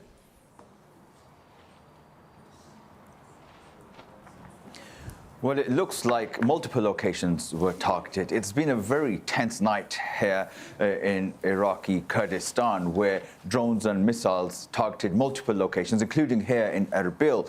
Now, the regional government here says 10 attacks were carried out in Erbil, and they claim that they intercepted all of those, that their defences intercepted all of those, but with one member of the security services killed as a result of shrapnel. Now, we were live last night near Erbil International Airport, and what I can tell you is that we heard explosions, air defences trying to shoot down whatever was in the skies, but we also heard what seemed like was a missile and smoke rising from the direction of the airport. Now, the airport is important because it houses Iraqi Kurdish forces, but as well as a base housing US forces. Now, elsewhere in the city of Sulaymaniyah, there was a heavy drone attack, and there's video of the security services using the assault rifles to try and shoot those drones down. And as you mentioned, there was an airstrike against the Popular Mobilization Forces in Mosul. Sources told Al Jazeera one person was killed when the headquarters were targeted in Nevani province. Now, there's also a group calling itself the Islamic Resistance of Iraq. They say they've carried out 24 attacks in the last 24 hours, targeting what they describe as enemy bases in Iraq and the region. And it seems that the US president may be changing his mind or stance on the idea of involving Kurdish groups in this conflict. How's that playing out where you are, where we understand, of course, some of those Iranian Kurdish groups are based? Yes, so those Iranian Kurdish groups, opposition groups, have come under attack by groups in Iraq aligned to Iran. So some of their bases have been hit, and we understand that there's been considerable pressure on them. Now, President Trump now seems to have changed his stance. First, he said he wanted these groups to mount a ground operation, that he was for it. But now he's come out and said, we're not looking to the Kurds going in. I ruled it out. They are willing to go in. I don't want them to go in. Now, he's changed his stance, but we can't ignore the politics around what's happening here in Iraq's Kurdistan region. The regional government was very clear that they do not want this region dragged into a conflict or any military escalation. So Trump's words may relieve pressure on those opposition groups. However, we're unlikely to see a let-up on the attacks on US bases or assets in the region, because the Iraqi groups who are aligned to Iran have clearly stated that they will continue to target US bases and assets. And all this just highlights how northern Iraq is becoming a front line in this widening regional conflict. All right, let's thank all of our correspondents. Asad Beg in Erbil, Tawheed Asadi, who is in the heart of that black smoke in Tehran, and of course, Mohammed Jamjoom in Doha.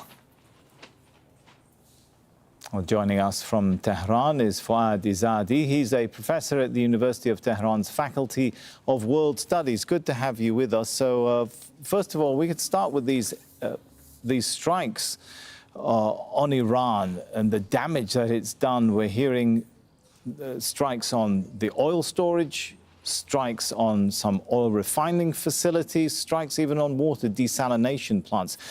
Has the government failed? The air defense system basically failed here if now even critical infrastructure can be targeted so easily? You can say that, and you can say that in Tehran we are hearing bombings, as you were talking. The country is under a serious attack. Different cities, we have lost over 1,400 civilians, including the little girls in that school on the first day. So these are very tough situation, difficult situation. I think the reason for attacking the oil facilities a few hours ago was because the U.S. military forecasted that we will have rain today, and we are having rain today. And, they can forecast these things, especially a few hours before the rain. And I think they have done it purposely. They wanted to hit these oil facilities so they could create this huge smoke. And with rain, all this contaminated rain, it looks like black ink. Is this likely to stir resentment against the Iranian authorities from the population, who, might obviously will be facing the fallout of this in their lives, and maybe even at petrol pumps and the availability of oil? It may, but I think most people understand that it was Trump and Netanyahu that are attacking Iran. We didn't have black ink rain before these attacks. And this is, we have dams around Tehran in other cities.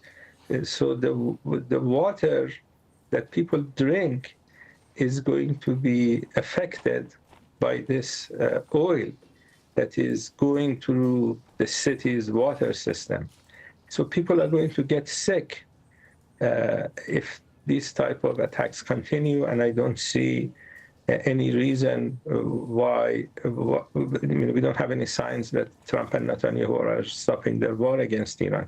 So I think we are facing a serious environmental disaster, and I'm not sure. You probably need to talk to someone who has expertise in this type of environmental situation where you have oil facilities hit, rain is coming down, dams are polluted with this oil rain, and whether that water can be used. These are technical issues, I don't know, but I know that we are facing very serious situation. And we've had in just the last few minutes a threat by the Israelis saying they will go after, in a statement published on X in Farsi, they'll go after whoever's appointed to take over the position of supreme leader. And that comes after just an hour or so of the indications that a consensus has been reached on appointing a new supreme leader for the country. What does all of this mean for that procession, that process of finding the ultimate position in political leadership in Iran? It will mean that the country, the other side, the United States and Israel, don't want Iran to go back to a normal setting. And if you put the Israeli statement next to what Trump said a few hours ago, saying that a reporter asked him whether Iranian map, the country's map, is going to look like the current map. And Trump's answer was probably not. So what it seems they are planning to disintegrate Iran, to balkanize Iran. I think Trump is interested in separating the oil-rich sections of Iran, which is on the other side of the Persian Gulf, the northern side of the Persian Gulf. He would probably put someone in charge of the oil-rich sections, and he wouldn't have much use for the rest of Iran. So other parts of Iran could be taken over by neighboring countries or just left alone. If they don't have oil, then Trump likes oil. He likes Venezuelan oil. He likes Iranian oil. So this is the plan. So you need to have a government that is not functioning. You don't have a leader. They probably would want to kill Iran's president as well. So you have the collapse of the Iranian government. So he can change Iran's map. This is what he's talking about now. They're going to fail. We can talk about the reasons why they're going to fail. But I think this is the plan they have. All right, we'll leave it there. Thank you, Fouad Izadi from the University of Tehran. Thank you. In the past few hours, Israel has ordered residents of several villages in southern Lebanon to leave their homes. They've been told to head north of the city of Nabatea. The Norwegian Refugee Council says the conflict has displaced more than 3,000 people. Earlier, the Israeli military said it had targeted commanders of Iran's Revolutionary Guard Corps in the capital. Lebanese officials say at least 4 people were killed in a strike on a seafront hotel in Beirut. 10 others were injured. Israeli airstrikes also targeted Beirut's southern suburbs and other parts of Lebanon. Zaina Khodr is following the latest developments from Beirut. The Israeli military issuing further evacuation warnings, telling people of 4 villages in southern Lebanon to leave: Arnoun, Yahmor, Zoutar Shar'i, Zoutar Gharbi. Now, these villages lie on high ground, really strategic territory. During Israel's more than 20-year occupation of southern Lebanon, which ended in 2000, this was the front line. This was the edge of the zone that Israel occupied. Today, it is considered to be Hezbollah's second line of defense, its rear base. It is important for Hezbollah to control these areas if it is going to continue to provide supplies to its fighters who are closer to the border. So these evacuation orders really do have a strategic significance. It's important for the South Lebanon battlefield, really for both sides. And Hezbollah, as we understand, is operating close to the border. The Israeli military acknowledging that its soldiers have been injured in anti-tank fire, with the Israeli defense minister ordering the army to take additional positions inside Lebanon. Already the Israeli military controls up to 10 square kilometers of Lebanese territory, controlling hilltop positions. So, developments in South Lebanon are important because Hezbollah believes it is there where it has some sort of an advantage. Israel controls the skies, it is a superior army, but on the ground it is hoping that if it could repel Israeli advances, it gives it some leverage. But both sides, for the time being, the warring sides, drawing lines in the sand, Hezbollah refusing to surrender, refusing to disarm, and the Israeli military saying that it will not stop unless it destroys Hezbollah. Well, President Donald Trump was on hand as the remains of 6 American soldiers killed by an Iranian drone strike in Kuwait returned to the U.S. Their caskets arrived at a military base in the state of Delaware on Saturday. Al Jazeera's Heidi Jo Castro has this report from Dover Air Force Base. The first U.S. military casualties of the war with Iran have returned from Kuwait to American soil. The remains of 6 Army reservists arrived at Dover Air Force Base in Delaware on Saturday, killed just under a week ago in an Iranian drone strike. The soldiers had been working in a makeshift office at a commercial port where, according to one soldier's husband, the Army had moved them as a security measure before the U.S.-Israeli strikes on Iran began. They're great heroes in our country, and we're going to keep it that way. There's always, when it comes to war, there's always that, but we're going to keep it to a minimum. This was the first time President Donald Trump has received the remains of U.S. service members killed in a military conflict he launched. Beside him were the Vice President, First Lady, Secretary of Defense, Chairman of the Joint Chiefs of Staff, and other U.S. dignitaries. The 6 soldiers killed include a mother of 2, a cybersecurity expert, a martial arts instructor, and a 20-year-old college student whose sister previously spoke with reporters. So I just wish he could have known one more time that we all loved him because he was so amazing and kind. Trump says the fallen U.S. soldiers are heroes and has claimed credit, he says, for rebuilding the military. That's a recasting from his first term when he was criticized for reportedly calling fallen soldiers losers. Trump himself received 5 deferments during the Vietnam War to avoid being drafted. Dover is the place where all U.S. military members who die in a theater of operation are repatriated.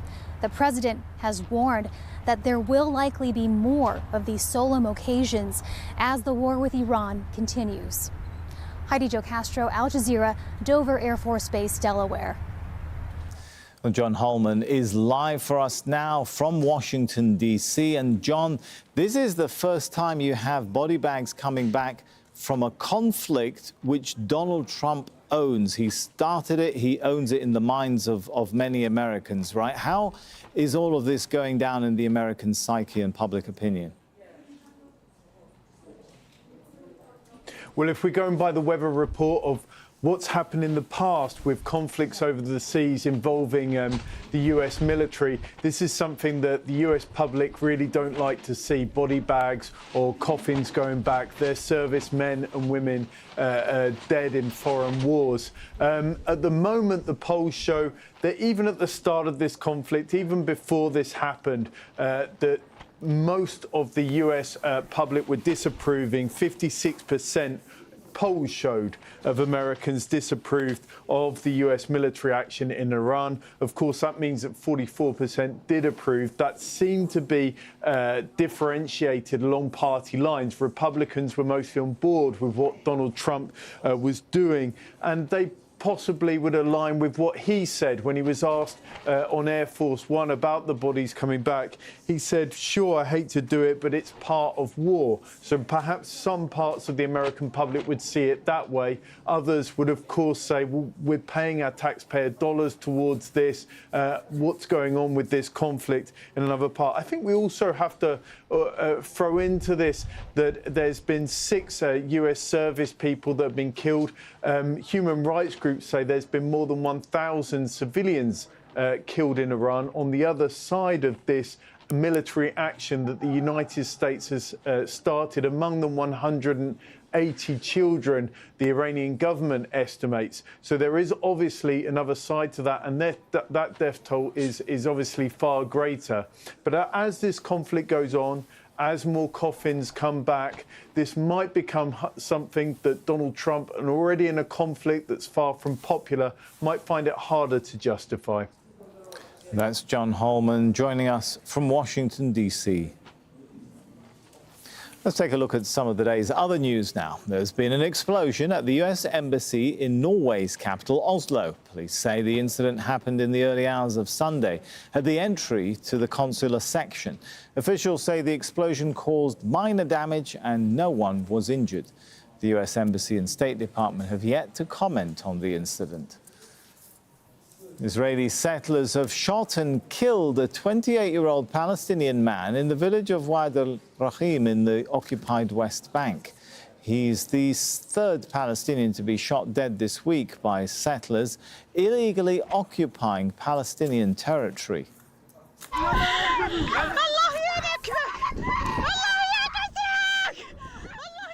The man was identified as Amir Shanaran. The Israeli human rights group Yesh Din has reported 50 cases of settler violence since the outbreak of the Iran conflict. The US president has launched a plan to combat drug cartels and Chinese influence, and what he says is the natural US sphere of influence. At a meeting with Latin American and Caribbean leaders, Trump offered military support to countries willing to cooperate and threats of force against those who don't. Al Jazeera's Latin America editor, Lucia Newman, reports from Miami. U.S. President Donald Trump turned his attention to his own hemisphere, albeit for only an hour, at his Miami Golf Club, where he'd invited 12 conservative Latin American heads of state to hear about his new regional initiative. It's called Shield of the Americas, a newly formed U.S.-led alliance to stop undocumented mass immigration, crime and drug trafficking, and foreign interference in the hemisphere, a reference to China. Trump offered his guests lethal U.S. military force to hunt down criminals. We'll use missiles. If you want us to use a missile, they're extremely accurate. Pum, right into the living room. That's the end of that cartel person.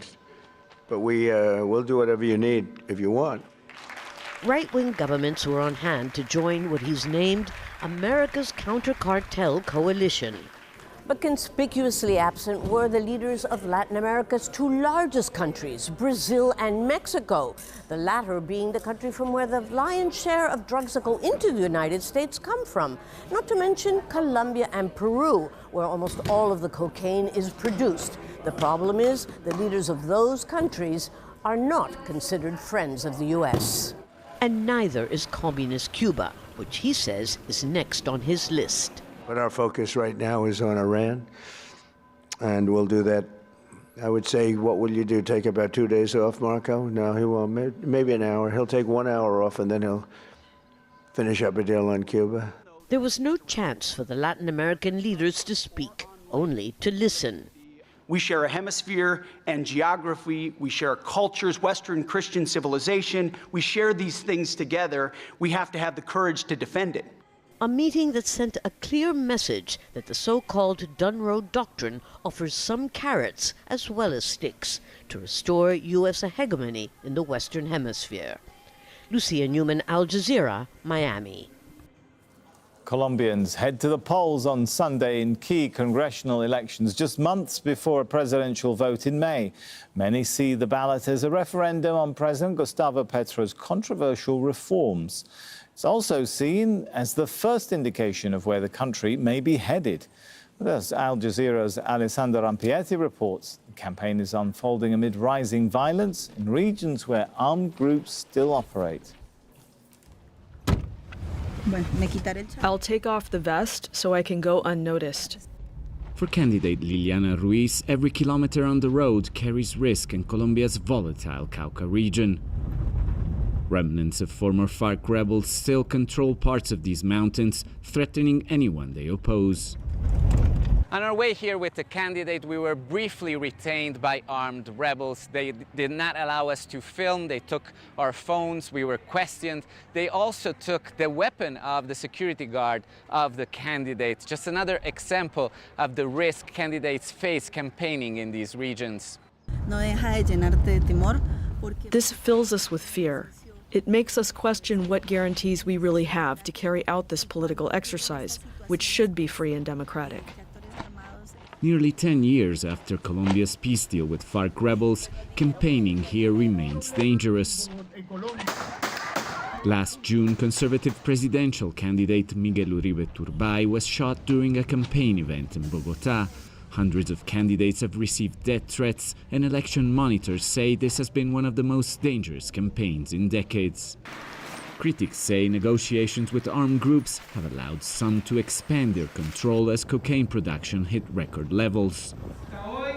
Liliana's running mate, whose vehicle was shot returning from a campaign event, says communities here are still waiting for the promises of peace. Social transformations never arrived, and investment never reached these territories. They promised 2.4 trillion pesos in investments over a decade, but so far only 2.8 million have arrived. As we prepare to head to another event, Ruiz received a warning. We've just been informed that unfortunately the conditions are not safe and we're not allowed to go. It pains us deeply because we owe it to the communities. That's where we want to be, and that's where we should be. But we have to take these warnings into account. Indigenous Nasa communities here have long lived on the front line of Colombia's conflict. Nearly a decade after the peace deal, a life and politics free of violence remain out of reach. Alessandra Rampietti, Al Jazeera, Toribio, Colombia. At least 23 people have died after floods hit the Kenyan capital, Nairobi. Heavy rain submerged roads, forcing drivers to abandon their vehicles and find higher ground. The military has been deployed to help with emergency rescue efforts. Flights were diverted from Nairobi to the coastal city of Mombasa. Well, that's it for this news show. It's up front now. Stay with us. Hello, welcome to Upfront. I'm Redi Tlhabi. Has Israel and the United States' war with Iran increased or decreased the global nuclear threat? That conversation's coming up. But first, former U.S. National Security Advisor John Bolton has been calling for regime change in Iran for decades. This week on Upfront, I'll challenge him on why he backs a long war in the Middle East and what the consequences would be for the U.S., the region, and the wider world.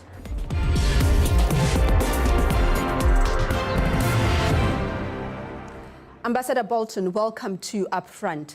Now, in the past week, we've seen leaders from around the world calling for de-escalation, restraint, and a diplomatic solution to the war between U.S., Israel, and Iran. In a recent interview, you said that a diplomatic solution would be a mistake. Why? Well, we've seen for 25 years the government of Iran attempt to continue to pursue its objective of getting deliverable nuclear weapons while promising all kinds of steps to do exactly the opposite. We've also seen it consistently refuse to talk about its support for international terrorism, its own state terrorism, and its ballistic missile programs. So when you have this extent of experience, and could see even in recent days that the government was doing everything it could to simply buy time to avoid what has now happened, that there's no question here of negotiating in good faith with this government. The government itself is the problem. It threatens innocent people in the region and around the world. It threatens its own people. And I think the course that's been launched upon is a legitimate exercise of the inherent right of individual and collective self-defense. And I think we'll see how long it takes, but that is the course we're on, and I think that's the course that we'll stay on. You have argued for military action against Iran for decades now, yet the U.S. administration briefed Congress that it had no intelligence that Iran planned to strike the U.S. first. I may add that the UN watchdog says it sees no structured nuclear weapons program. So if it is not an imminent threat, why is the United States bombing Iran? Because we're not required to wait until it's an imminent threat. There may be a lot that's going on that we don't know about, and even more that's going on that the IAEA doesn't know about. We also know that for 3 decades or more, there's been cooperation between Iran and North Korea, both on nuclear weapons and ballistic missiles. And so it's entirely possible that Iran could get nuclear weapons simply by purchasing warheads from North Korea. Iran is the proximate threat to peace and security in the Middle East, and until that regime is overthrown and the people of Iran have a chance to govern the country, there's no chance for lasting peace and security in the region. So you're arguing that it does not need to be an imminent threat, but it is not irrelevant that the President of the United States is saying this week that Iran was 2 weeks away from a nuclear weapon. What I'm trying to get at is that the basis of going into Iran is that it posed an imminent threat. You have the Secretary of State, Marco Rubio, saying that, well, we struck Iran because we had information that Israel was going to strike first. There is no coherent story. Are we back there again where the basis of going to war with another country is a lie? Well, the administration may be confused, but I'm not confused. I think the threat is very real, and it doesn't matter whether it's a threat that of some remove or closer. But I would say again, Iran's real distance from nuclear weapons is about 72 hours. If it sends a bank transfer to Pyongyang, the central bank of North Korea, and gets a nuclear warhead in return. So are you saying that the president is lying? Do you concede that the president was lying to the American people? No, look, I'm not a defender of Donald Trump, as you may know. I think he's trying different pieces of logic. He said as well that there obviously is a threat, but he's worried about dissent from within his own political base. I think the strategic arguments on behalf of the United States are real. I think it's a mistake that Trump has not made those arguments more effectively in the United States with Congress and internationally. but the case itself is very, very real. So why strike a country that was at the negotiating table? You insist that Iran posed an imminent threat, but we do know that negotiations have been going on. Donald Trump said in February, we likewise had very good talks on Iran. Iran looks like it wants to make a deal very badly. And we have Oman also saying we're just moments away from a peace deal.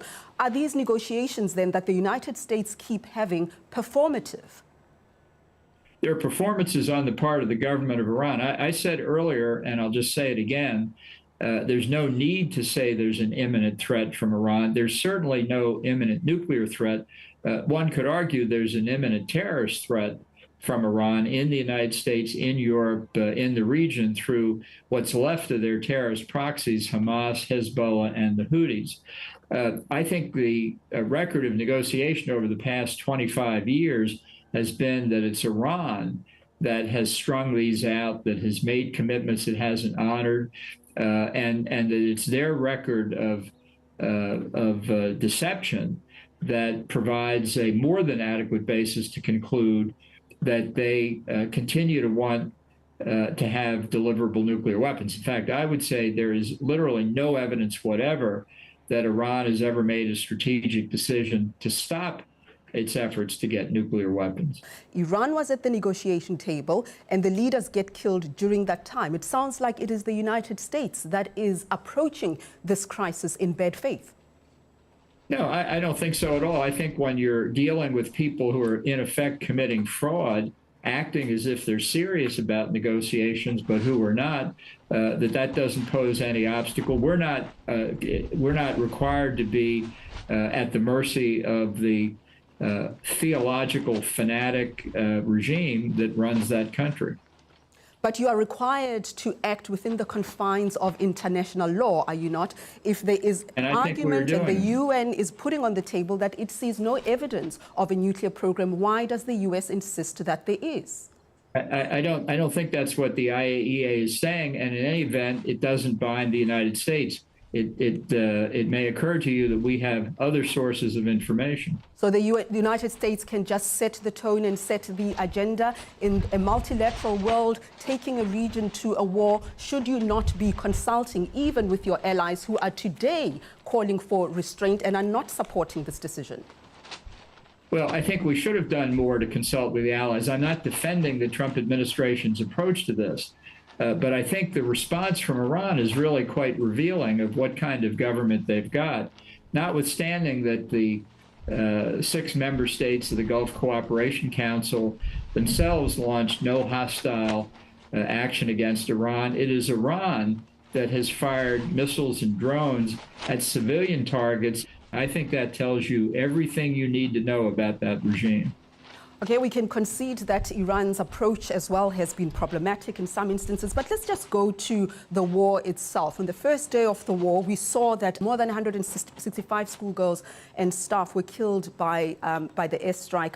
We've seen mounting civilian casualties. We've also seen the global economy on a downward spiral. And as you said, the conflict is escalating to the region. Is there a certain threshold of death and destruction at which you would say this is enough and needs to stop immediately? Well, let's be clear. I don't think the United States can be accused of targeting a girls' school deliberately. We don't know what the circumstances are there. It could well be that it was an Iranian missile that hit that school. We do know the girls' school is right next to an IRGC naval base, not the best place for a girls' school to be. I think that the casualties that have been suffered in Iran so far are almost exclusively government personnel, many of them military, but many of them civilian leaders, including the supreme leader, who, after all, represented national command authority. If the regime itself weren't so bloodthirsty, it wouldn't be in this problem. There is credible evidence that in January, the government, to put down the protest demonstrations against its authoritarian rule, machine-gunned innocent civilians in the streets of cities and towns across Iran, and by many accounts, killed more than 30,000 people. That, again, is compelling evidence of the nature of that regime. Respectfully, Ambassador, the claim that this was an Iranian missile that hit the school has been debunked numerous times. I think it's being investigated. I think nobody should speak with certainty what caused it. It's a tragedy that innocent civilians like that were killed. But as I say, putting a girls' school near a naval base headed by the Revolutionary Guard was not good planning, at least. Whether it was put there to be camouflage is another question that's worth investigating. Well, one would think that if the United States and Israel are going to hit a school, that they would make certain that the intelligence is credible. Iranians don't want to be burying their children. I don't think there's any evidence at this point that the school was targeted by Israel or the United States. It's a tragedy that it happened. There's no doubt about that. Well, the reality is that 165 elementary school children are dead, and it's not something that we can be flippant about. And several thousand Israeli civilians were killed by Hamas, which is an agent of the Iranian government. We are now in the realm of whataboutism. whataboutism. We are dealing with a school that was targeted this week, and that's what I'd like us to speak about. And I'll say it one more time. You can keep repeating your question. I don't think the U.S. or Israel targeted that school. If it was hit by an American missile that misfired or was mistakenly targeted, I think the United States will apologize and provide recompense. That's what we do. Let's move on to something else, a broader strategic objective about this war. In a recent interview, you said that in this war, the strategic thinker is Bibi Netanyahu beyond doubt. Let me ask you this directly. Who is setting the strategy here? Is it Washington or Netanyahu? Is Israel effectively leading U.S. foreign policy? No, I think this is a joint mission. I think the two countries agreed to it. I've known Netanyahu for many years, and I know he has recognized the threat that everybody in the region, including all the Gulf Arab states, face from Iran. Can I just ask you about what you said about Donald Trump? You have not hidden the fact that you think he's not competent to lead this nation. In fact, in your book, you say that he has no political philosophy. Searching for policy coherence is fruitless since he cares almost exclusively about his own interest. That is a scathing indictment on the President of the United States. How do you reconcile supporting such a historic decision like going to war and leave such a weighty matter under a commander-in-chief that you have described as incompetent? Because I think it's the right decision, and I think you have to make your judgments based on what you think the right policy is on behalf of the United States. And I thought we should have removed this regime in Tehran for at least 20 years. You say that making decisions on behalf of the United States, but the polls are starting to come in. The recent poll, most U.S. citizens are not in favor of U.S. strikes on Iran. You are advocating for regime change, I take it, a strategy that could mean a long, drawn-out conflict costing billions of dollars. If Americans don't want this war, why are you doing it? Because I don't base my opinions on public opinion surveys. I base them on what I think is in the best interest of the United States.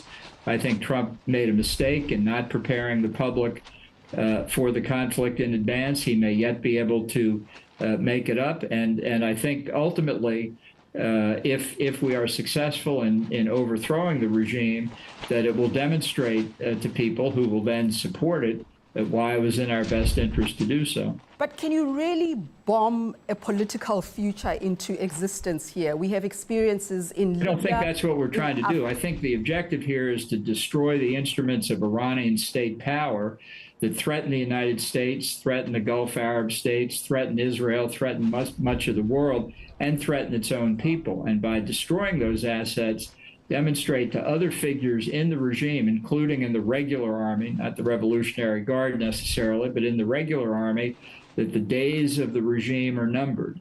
And that they would have to make a decision whether they're going to go down with the ship or whether they will transfer their allegiance to the people of Iran, who overwhelmingly reject the rule of the Ayatollahs. It didn't work so well in Iraq and Afghanistan. I mean, regime change has a deeply troubling record. Let me finish. When imposed from the outside, I mean, the Taliban the Taliban is back in power. Taliban is back in power. With Iraq, there was a vacuum, That's because and the United ISIS, States left under the Biden administration. That was the mistake. But it proves the point that the United States destabilized the region, and you didn't achieve the goals that you promised the people. Iraq and ISIS. Here's the goal I want to achieve. I want to eliminate Iran's nuclear weapons program. I want to eliminate its ballistic missile program, and I want its ability to carry out terrorist operations and support terrorist groups eliminated. And I think we're well on the way to doing that. Ambassador Bolton, thank you for your time. Thank you. It was great.